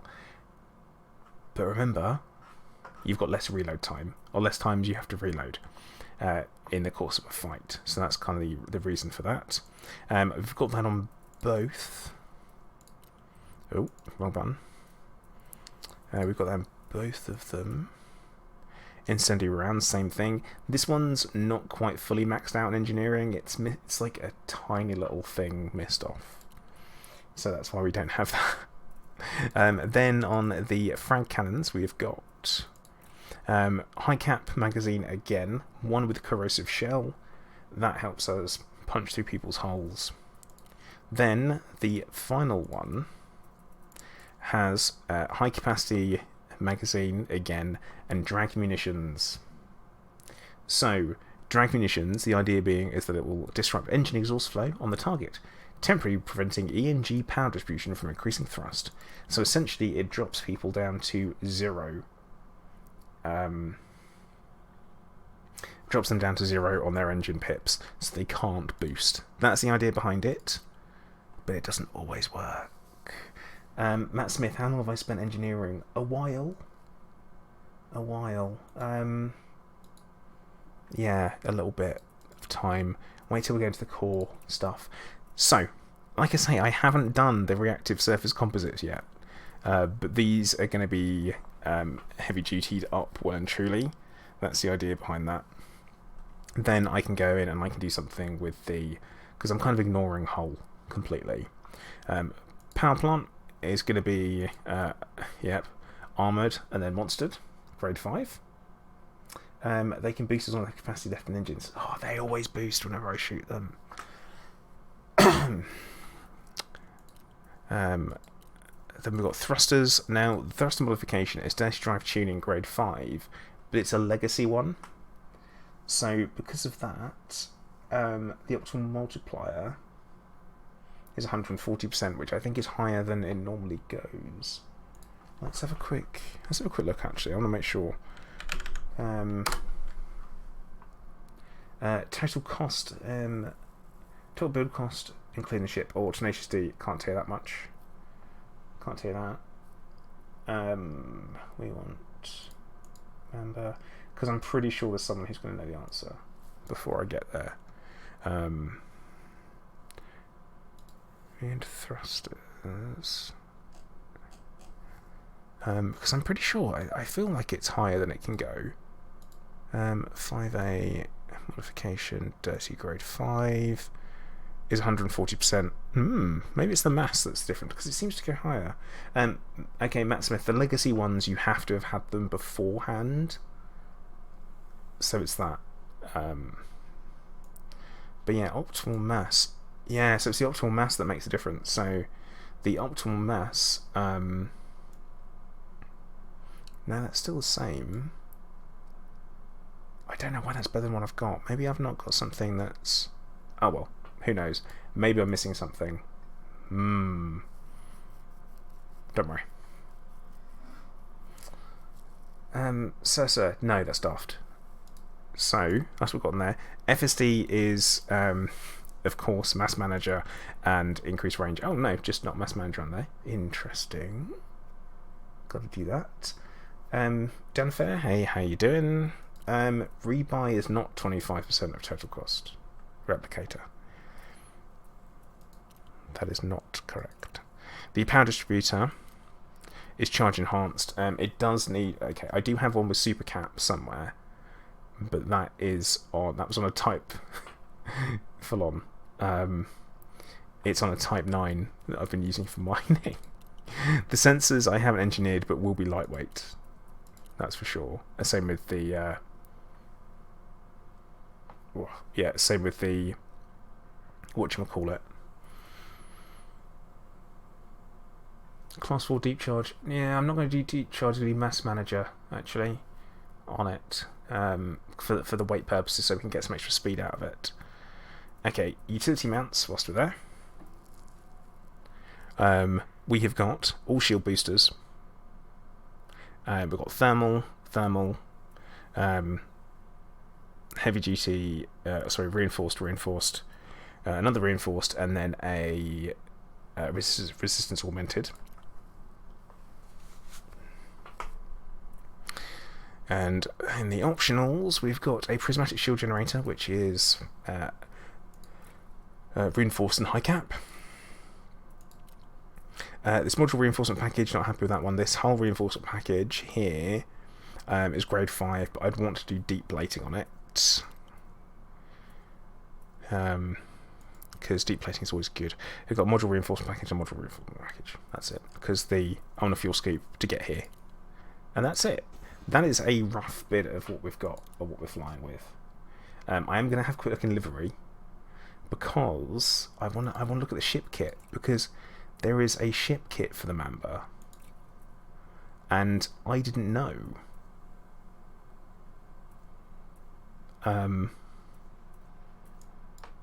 which is interesting. I didn't realise that. Oh wait, how do we... I've not actually changed this at all, because I kind of want to know. No, by arcs.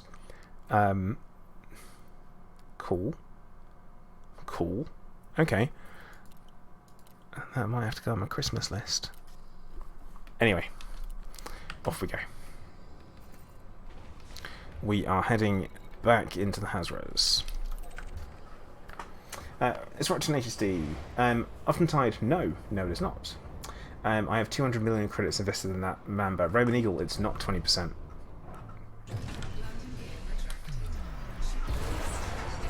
Yeah, Mamba ship kits, where did that come from, right? Yeah, rebuy cost is not 20%. I just can't remember what it is off the top of my head. But it's not 25, it's not 20%.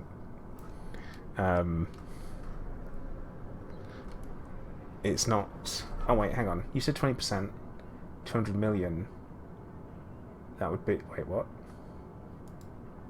I'm confuzzled for a minute with what math is being done. Because you said it's 20% and then you said 200 million. Which isn't... Because 10 million, it's 5%. Oh god, why are you doing this? Multiply times... We got there eventually, didn't we? So yeah, I guess 200 mil. Bargain. Plus engineering time. Which is good. How do I get my grade 5 manufactured? What I do is I go to Dav's Hope and I just drive around collecting stuff and then trade and use a material trader. That's the best way of doing it. As far as I'm concerned. I mean, you could farm the high grade mats and you can do the bit of a dodgy way of doing it, but I don't necessarily agree with it, I'd say.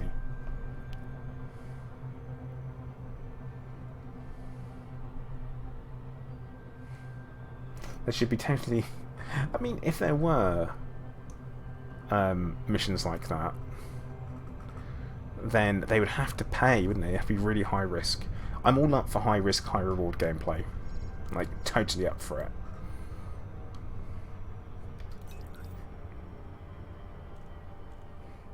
Have they nerfed USSs? Macrovision, no. They haven't. They haven't nerfed USSs. But it's just more that high-grade missions for a while weren't showing up, and they should have been. So people were finding ways to, when they did find one, really keep Kalki with... I'm going too fast here.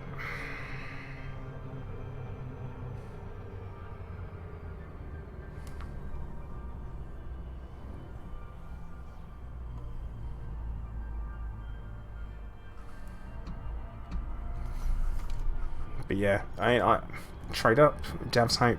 It's boring gameplay, involves relogging. But yeah, Zavulon, no, we call it the Loop of Swag. It's like a victory lap. It's like you loop round and you go, hey everyone, check out how awesome I am.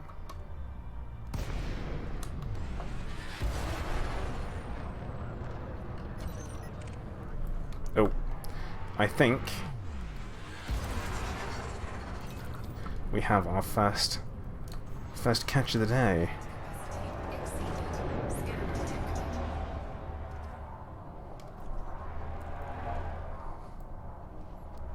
Our first catch of the day.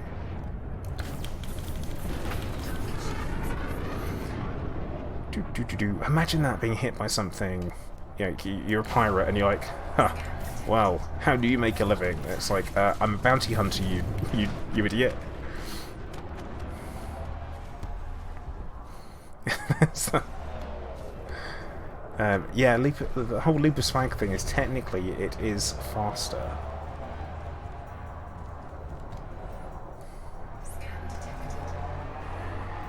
Hi Spatula, how you doing, mate? Oh well, I think Oh, sorry, Gypsy. Sorry. I'm gonna take out this clipper.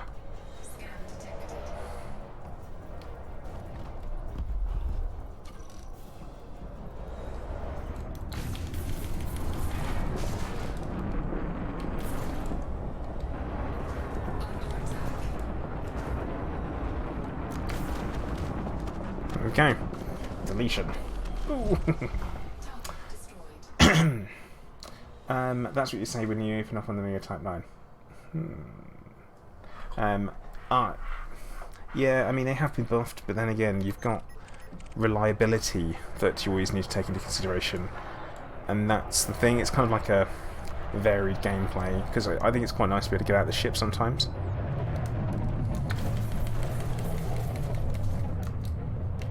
Uh-oh. Right, we can stay on him. We can stay on him. He's shield banking. That's fine. Nah, we got him. Not an issue.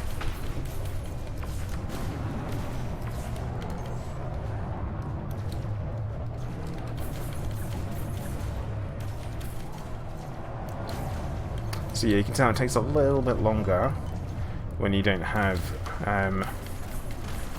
a pair of Corvettes backing you up. Hey Mal, how you doing, fella? I hope you're having a good day.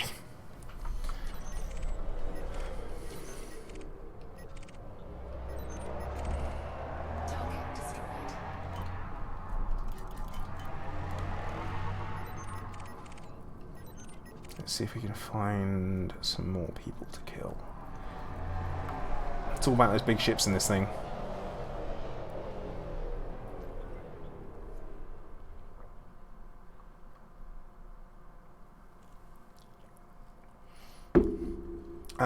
Zavulon, we've kind of been over them, but we've got two of the large frags have got incendiary on, and they are ammo cap. Then the others,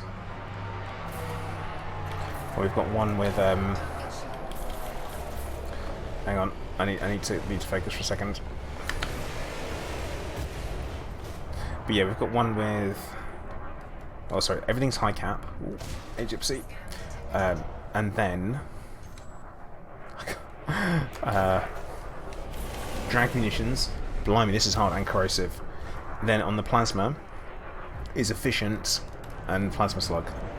Oh boy, you know it's coming towards the end of the day for me, can't you?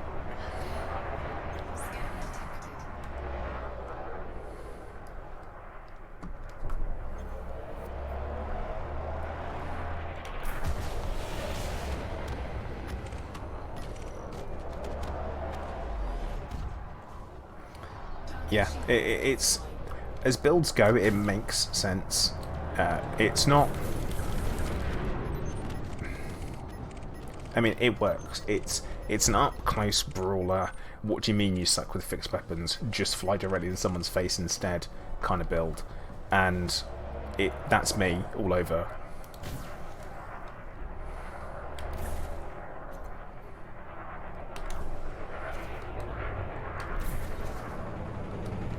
One thing I'll say about drag munitions is that they have no cooldown, as far as I'm aware, for having the effect applied.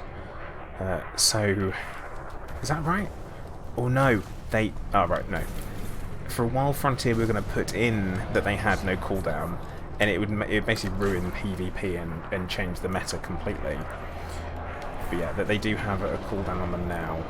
But they never used to. Well, at one point they weren't going to. That was like a change that was made in one of the updates that no one asked for. No, that's what happened there.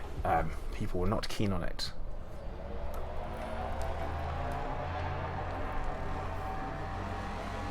Almost got it the wrong way around.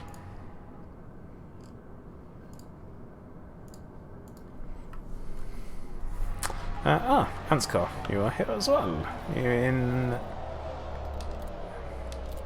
Sure thing.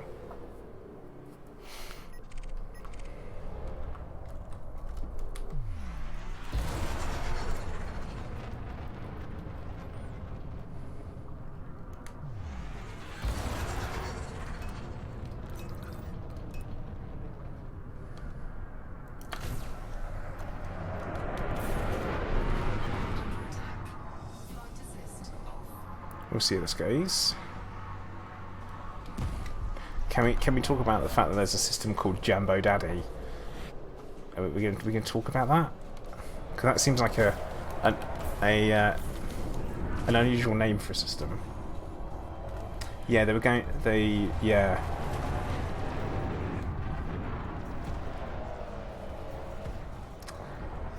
Zavulon, I think it's that your ship becomes essentially immune to the effect for a while once it's had it applied. And that's how it is.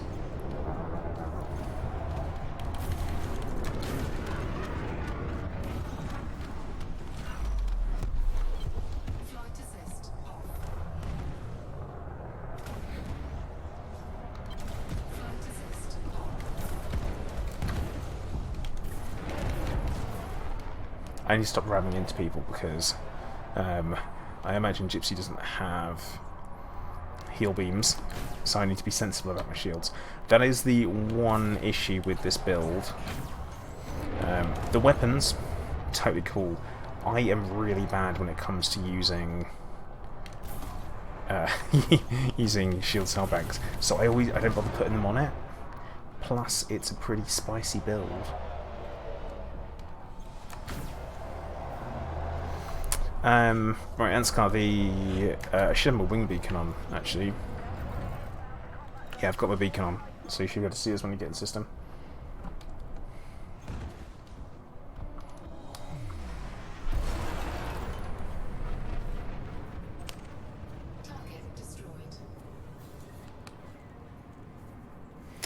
Yeah, it's a villain, I know, I just keep forgetting. It's my pit management is bad. I'm happy to admit that.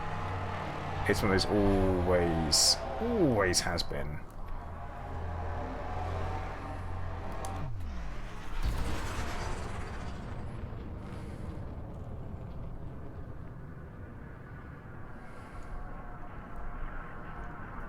I just kind of forget. But I've never claimed to be the best at anything.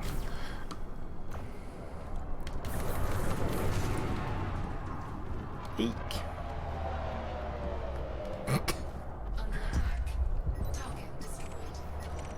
I mean, that was pretty rough. Ramming people. Yeah.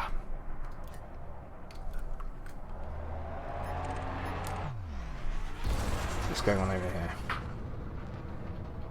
Yeah, I try not to, but it happens.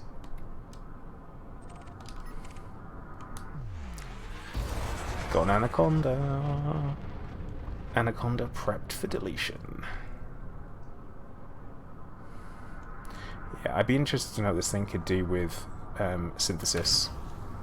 It would... I feel like it would be an interesting experiment.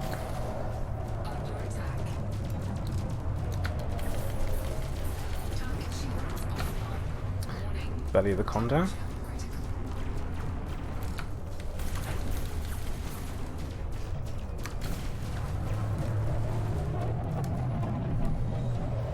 Ram it. I just said I'm not doing that. I said we're trying not to do that.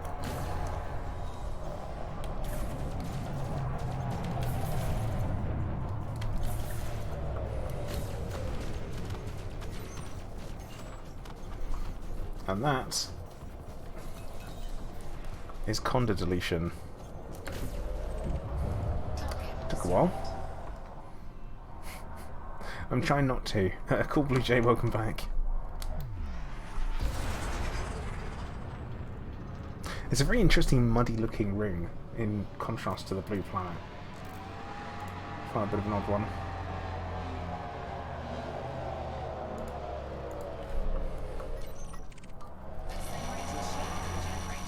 Anscar, you legend. Thank you.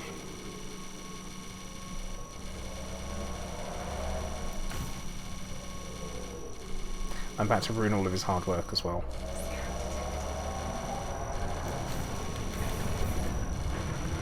By immediately going and ramming into someone.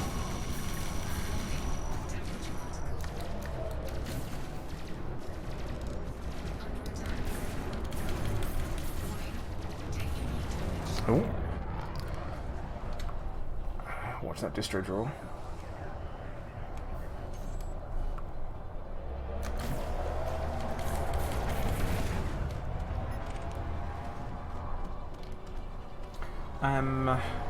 Dell, is there no longer 1 million bounty on any ship? Not on NPCs, but you can go on players. But yeah, I think the highest I've ever seen for an NPC is 360,000. And that was for an elite Anaconda.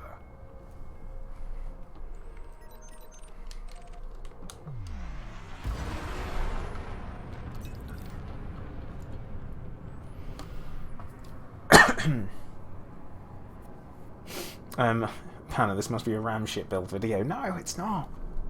It's more of a short range. It's the shotgun member. That's what it is.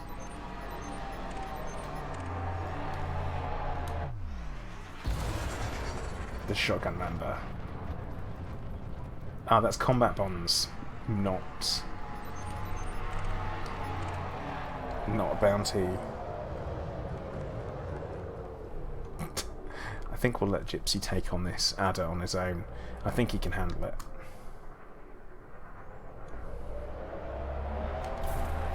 So we slow it down for him. Practice a little bit.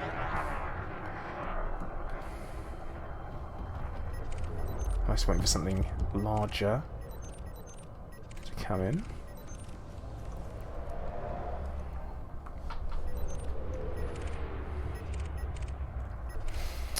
Oh yeah, don't forget as well, if you are looking for a group of people to play with, I do have a Discord that everyone is welcome to come and join.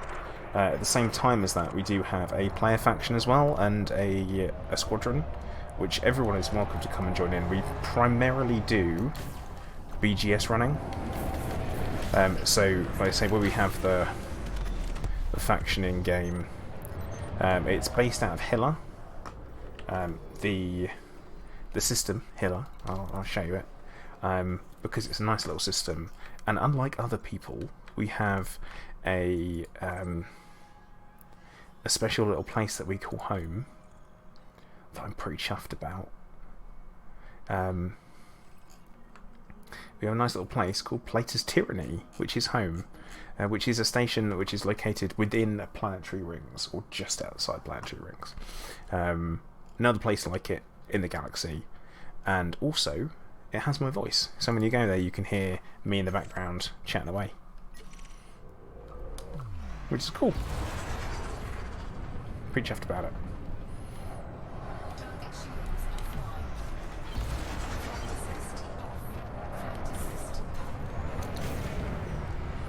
Plater's Tyranny.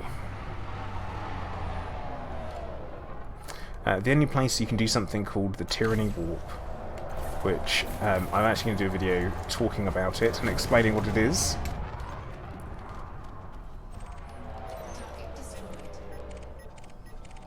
Because I've been pretty humble brag about it, so I don't mention it very often.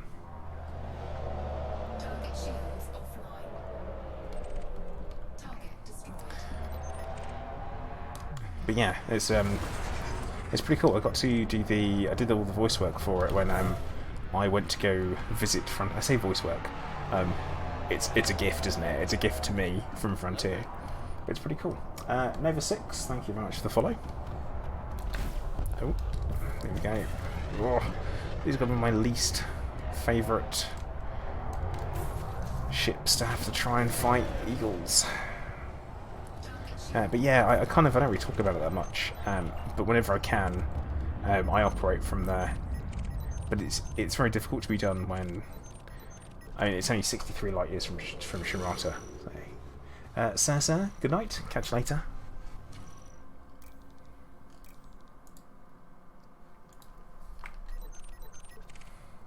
Right. Federal dropship. Fripper Pumpkin.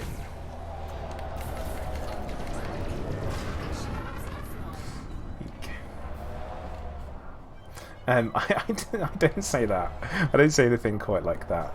I say things like, "Commanders, please mind your speed whilst flying around my station," or I say something like, remember, stow hardpoints around my station. My turrets are bigger than yours, and stuff like that. I've got like a real selection of stuff.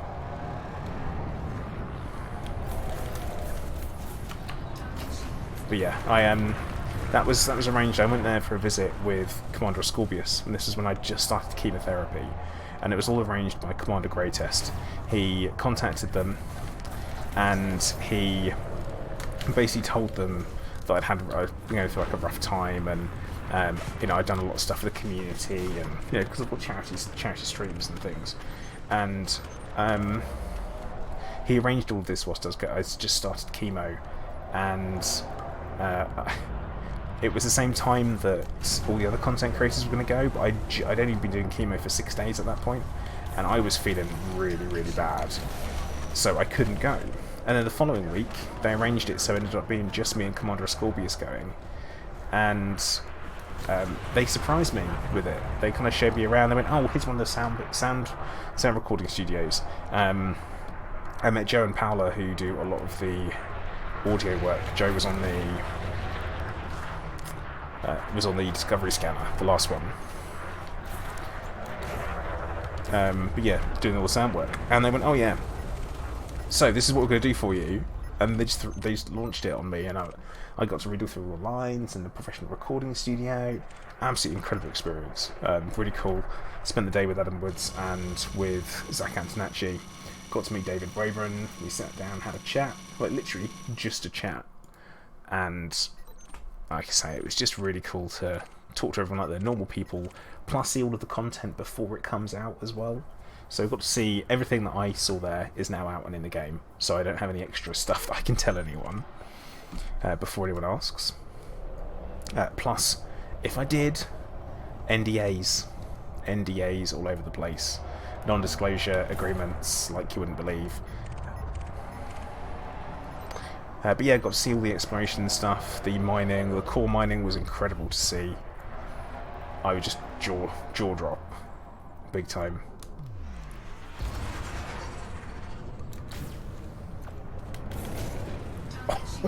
Oh, that python. Yeah, that is more tyrannical, for sure.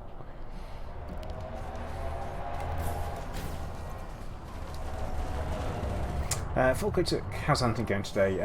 Pretty well actually. We've got we seem to be getting some decent spawns. A lot of pythons, a lot of the usual federal ships,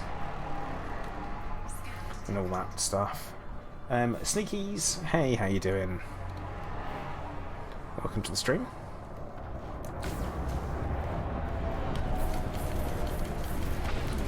Oh yeah, there's a reason why I have the drag munitions on the frag. So the idea being is that it's a utility weapon that I can fire off, hit someone with, and then it's going to make it easier for me to hit with the rest of them.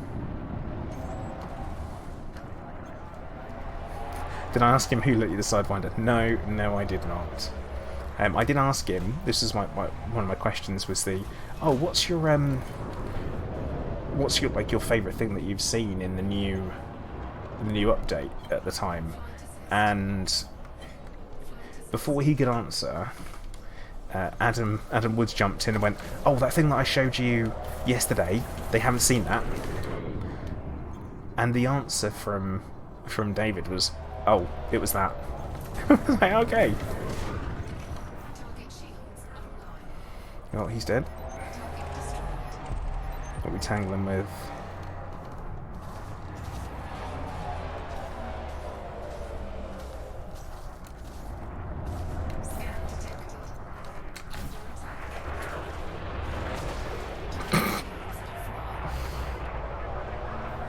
It will slow down a touch at this point. Gypsy's just fighting everyone.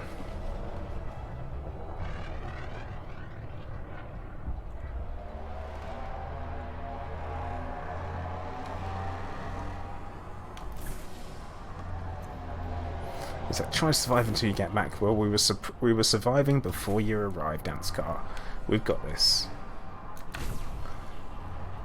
I think I've got this. There we go. Yeah, I've got this.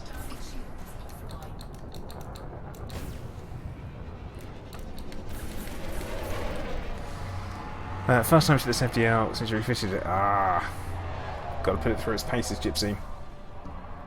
And yeah, sneakies, we are kicking pirate butt. We're all about the hunting pirates over at the community goal today.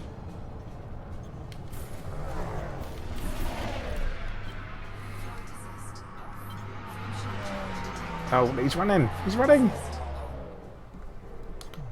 Oh, come on! Milan, speed bowling is something I must admit it's insane to have done it. I did some during, or crater bowling during my 24-hour stream. Oh wow!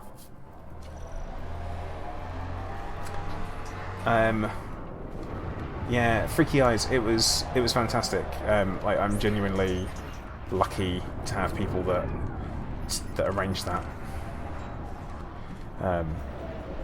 So lucky. It was a surprise exactly when I needed it as well.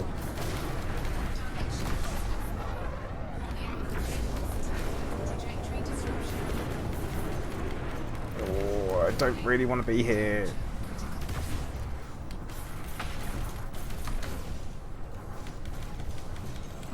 I'm missing with all my shots. We're at the wrong angle, big time. There we go. So yeah, what did we say about the shields? Yeah, I'm watching them. I'm watching them go down.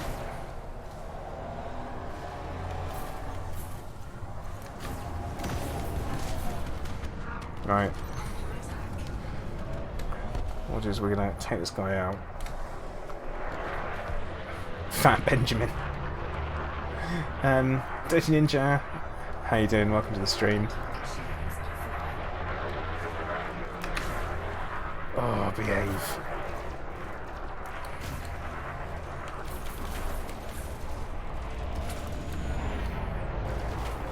Plasma.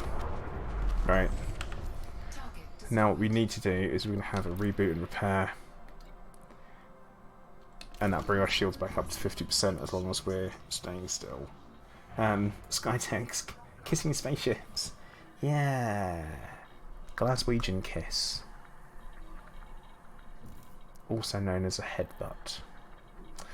Ricardo, hello, how you doing? What's up? Well, just taking part in the CG today. That's what we're doing. Doing some of the bounty hunting side of things. Flying around. Shooting people in the face. Pirates in the face. That's the important bit. I'm flying around in my frag member, which is probably one of my favourite things to do.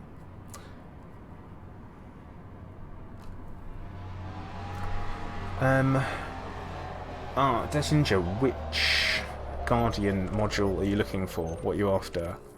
Is it the FSD booster? Or weapons?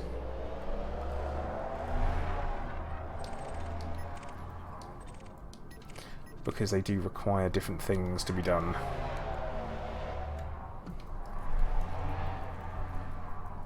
FSD booster. Oh, that one's not so bad. And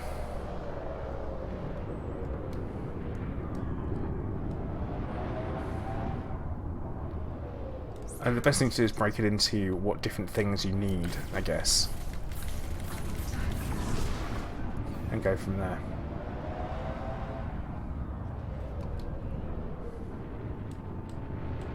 You know where to go, but you've never been to one of those places. Well, that's a cool experience, definitely. Especially now you can collect the materials in space as well. So you don't necessarily have to go to the planet's surface. But you do need to, because you need all the, the epsilon data and that stuff. Sneakies, they are random, but you can choose who you engage with. So it's not like you have to fight elite pirates if you see them. If you just want to, pick on some eagles and get some kills in, then you're all good. You'll be able to do that. But if you want to fly around and take out something a little bit heavier, then you're all good too. You can if you want.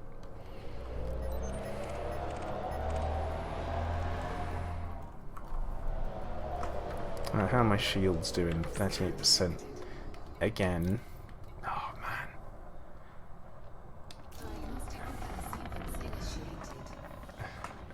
Gypsy's fighting people whilst time rebooting. It's fine. It's fine. Everything's fine.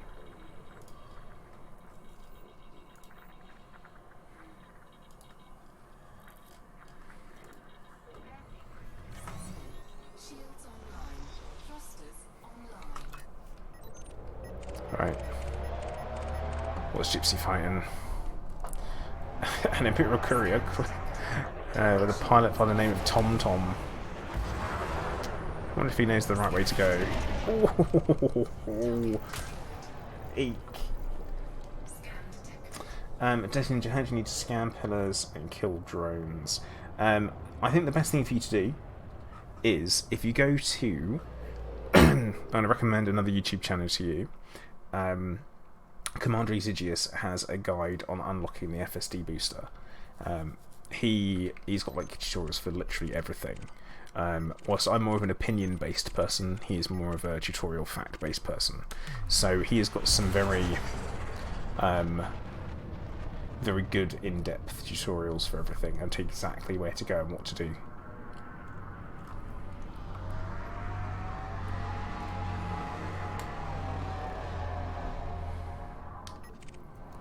You know what? There is no harm in looking for guides on the internet. Before I went and did all these things, I had to...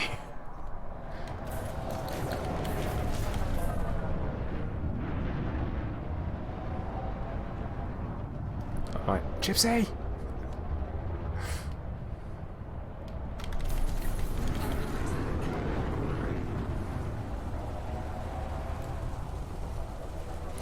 Yeah, the point defense on top of your ship is a really good tip.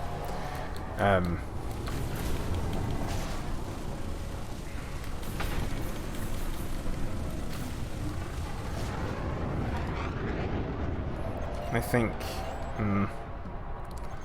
not my favourite people to fight. Am I out of ammo on my frag cannon already? Okay.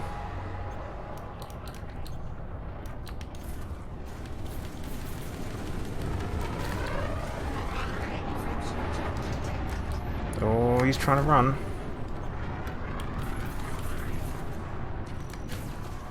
What? Oh, come on. Now we got him. Now I think they will be running as well. Yeah. Zapped away. Do I prefer the Mamba over the FDL? Othello, yeah, I do. I prefer the look of the Mamba over the FDL. Honestly, I haven't flown an engineered FDL for quite a while. I couldn't really make up my mind on what I wanted the weapons loadout to be. That was my problem.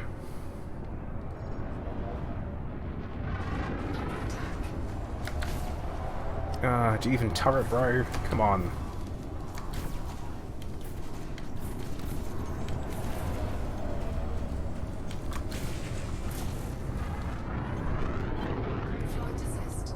I think my shields are about to get a hefty boost. I like the central cockpit. I think that if you were having a fighter craft, that's where you'd put the cockpit. You put it in the centre. It'd make flying... I'd think it'd make flying easier. But having not been a combat pilot... I suppose we actually... Uh-oh, uh-oh, uh-oh. Uh-oh, uh-oh, uh-oh. If my shields go down, and this...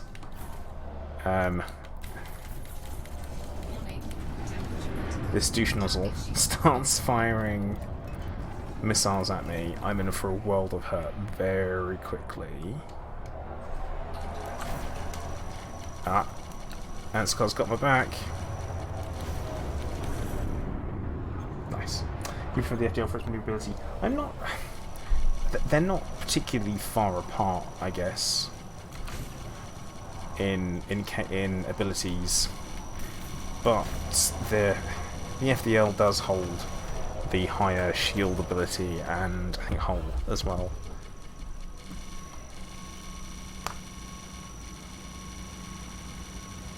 I think there's around about that. Oof.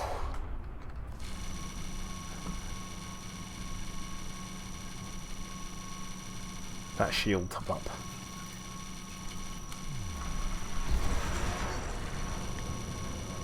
It's interesting that one of the frag cannons has run out of ammo quicker than all the others. I find that interesting.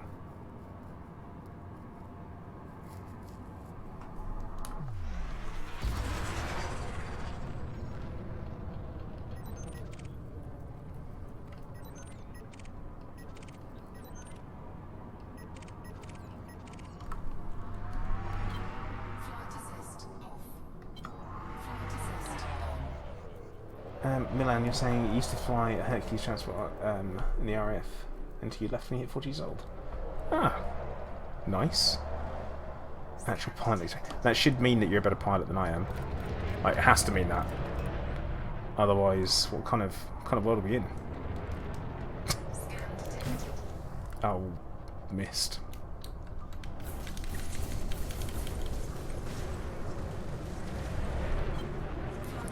Yeah, the one thing I'll say is the Mamba, when you turn FA off, unless you're boosting, it doesn't handle very well.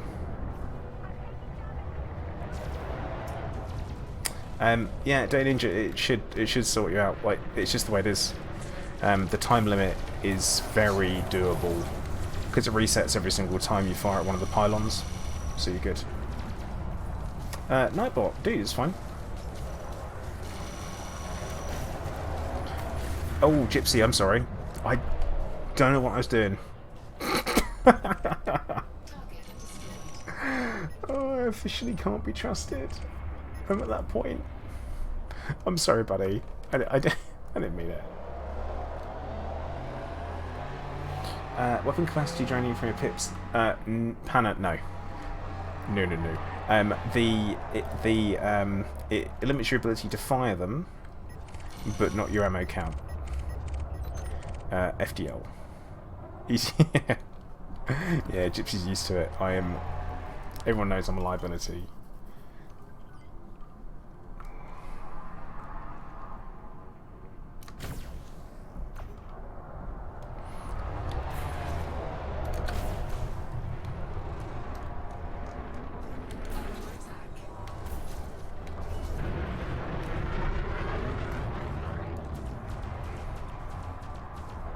Oh, Gary's back.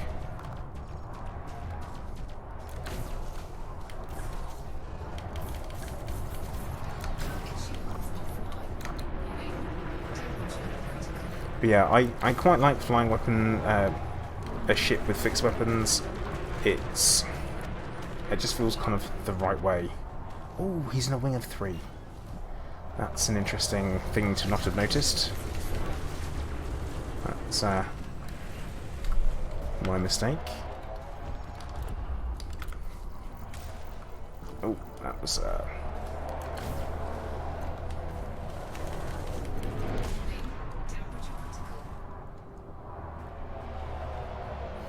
no, Pano, it's just that I've actually run out of ammo.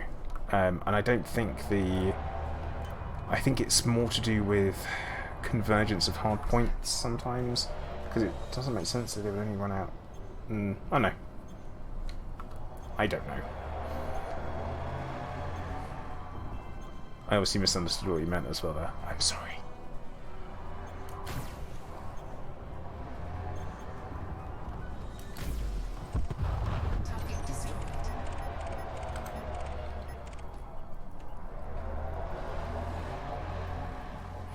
Nate Mitchell, thoughts on the world ending tomorrow?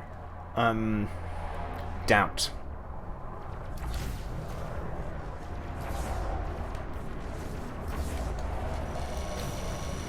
Is what I would say. I don't think it will. Dirty Ninja, thank you for the follow. Glad you're enjoying the stream. Ooh, blimey, this Python, he's having a pretty bad day.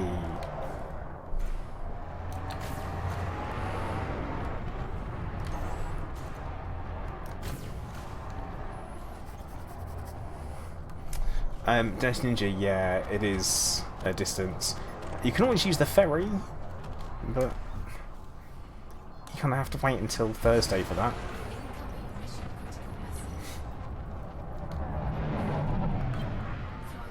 Oh, what's that in a wing with? It'll be fine.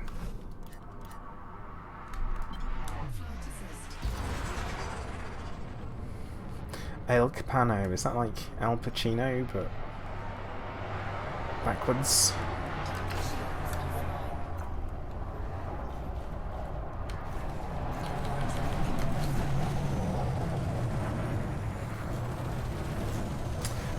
Bit of beer, do I ever play VR? Yes, I do. I do have a HTC Vive. I typically play other games in VR though. I'm a big fan of Pavlov and also things like Beat Saber, Blade and Sorcery, stuff like that. I typically don't play Elite in VR that much. And that's just because I typically do other things when I play Elite, so either I stream, like I am now, or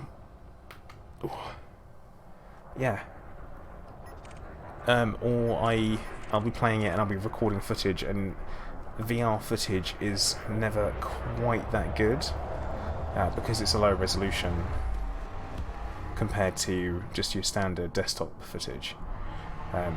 Plus, it can be a bit shaky, and there's a couple of things to it that you need to consider. Like, I don't think anyone realises how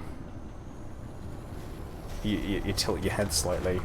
Bit, I actually have streamed them. I streamed Arizona Sunshine last week, but with the problem with VR games is that it can make chat interaction a little bit more difficult. Because, for example, where I am sat here, I've got two monitors in front of me, one with my game on, then I've got one with OBS, Discord, the chat on, and also YouTube open, so I can make sure that everything's running correctly, and you guys can see everything. And that's kind of, as soon as I put my heads-up display on, or it's head-mounted display, it limits that a little bit, so that's why I'm not super keen on it. So it wouldn't be an all-the-time thing, but maybe a some-of-the-time thing, definitely.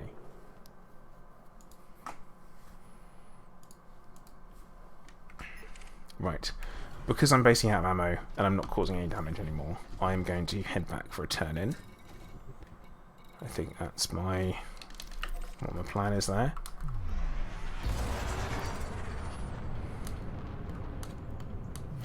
Right, Muddy Funster. So you're looking for a whatchamacallit, a material trader. So that's what literally what you're looking for.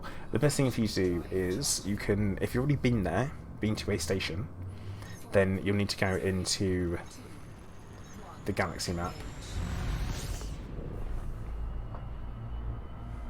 Yeah, Echo. That's kind of what I mean. I mean, I wouldn't want to watch it. But right, what you need to do, Muddy Funster. So you go into your galaxy map. You go into your filters. Over here. Nope. Wrong place. Wrong place again. Here.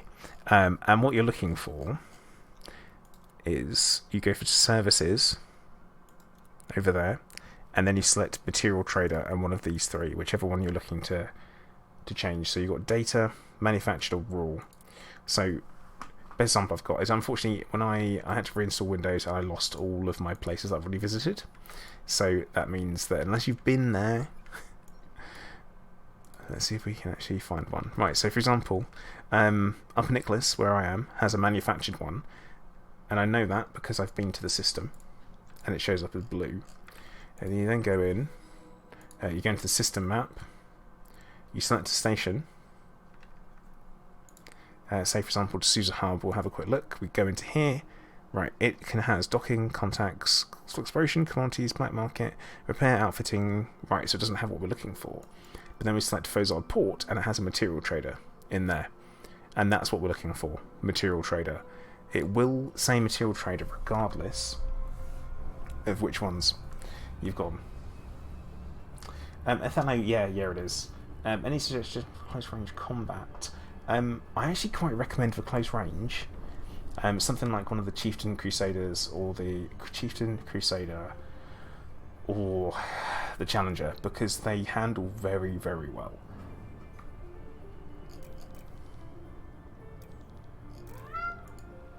Oh, hey Clive, how you doing?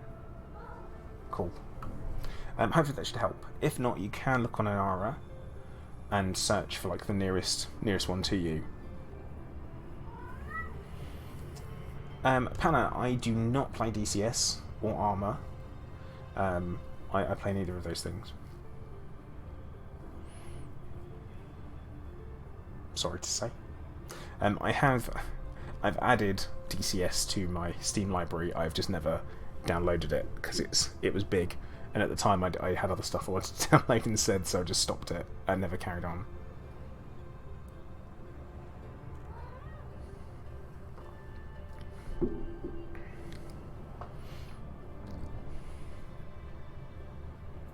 Ah, Sarah, My Way works as long as you have been to those systems already. Which if you haven't, then it won't show up, because it only shows up if you have been there, if you discovered them, essentially. And that does include jonking through the system as well, so there is that to be remembered.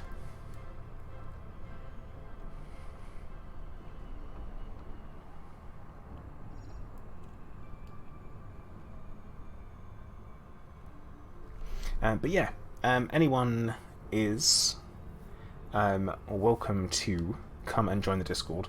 It's an open door. Anyone is welcome, as long as you like talking about games, and it doesn't just have to be Elite Dangerous. We have a few other games that we all play, Conan Exiles, like I said, Pavlov VR. We've also got No Man's Sky going. What else do we have? Because there's loads of games that we play. Satisfactory is a big one at the moment. And obviously I'm happy to talk to people about Planet Zoo all day and share designs with them, because I've uploaded a couple onto Steam that I'm particularly proud of. So you know, that kind of stuff, people can go and do it. Juliana, yes I do. I play with a X52 Pro. Muscle Banana, are you welcomed as well? Yeah, as long as you're not, as long as you're a cool person. We have very few rules, one of which is just don't be a dick. That's it. So as long as you're not, you're in.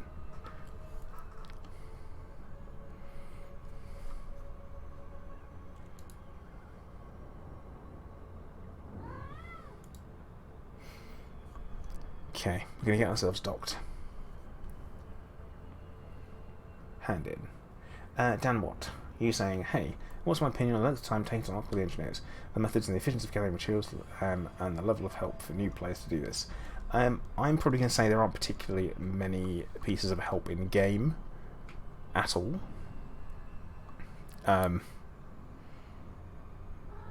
Which is a shame. I feel like there should be.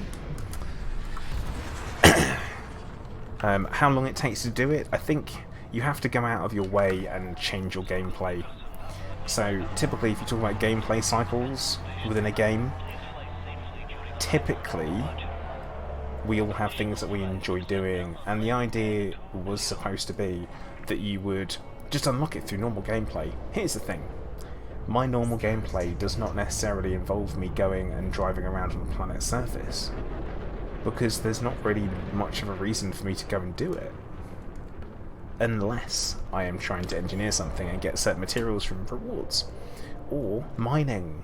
Like, mining never used to be part of my normal gameplay loop at all, but then it had to be to unlock the mine my 500 tons and get my paint for Celine G. So it's that kind of thing, you know? It's has to be considered.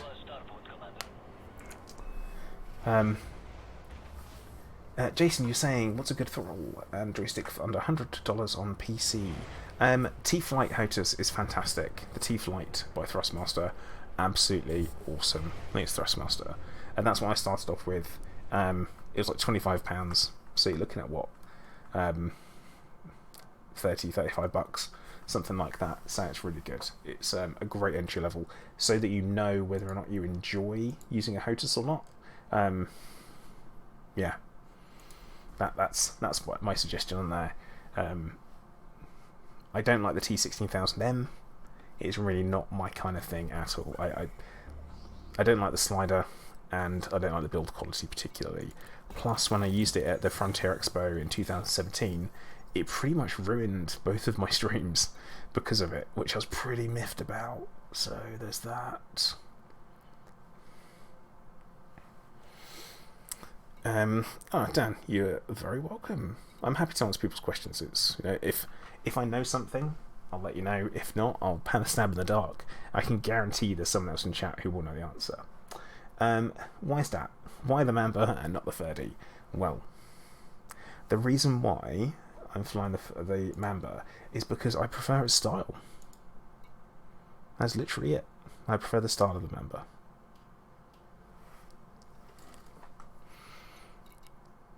Now, contacts, let's get our bounty vouchers done in there. It's only 2.8. Ooh. Kamicho, how you doing? Welcome to the stream. Have a quick look at our mission board, see where we are. We're in the top 25% now, so we've jumped up. We were in top 50. Yeah, why is that? I mean, their performance for PvE is damn near close. The difference being is that I prefer the look of the Mamba, and when we had it, I was like, ooh, love it. Like, it's a beaut, especially in gold. Ooh, so good, so good. I don't know why it grays out there, but yeah, this is this is why.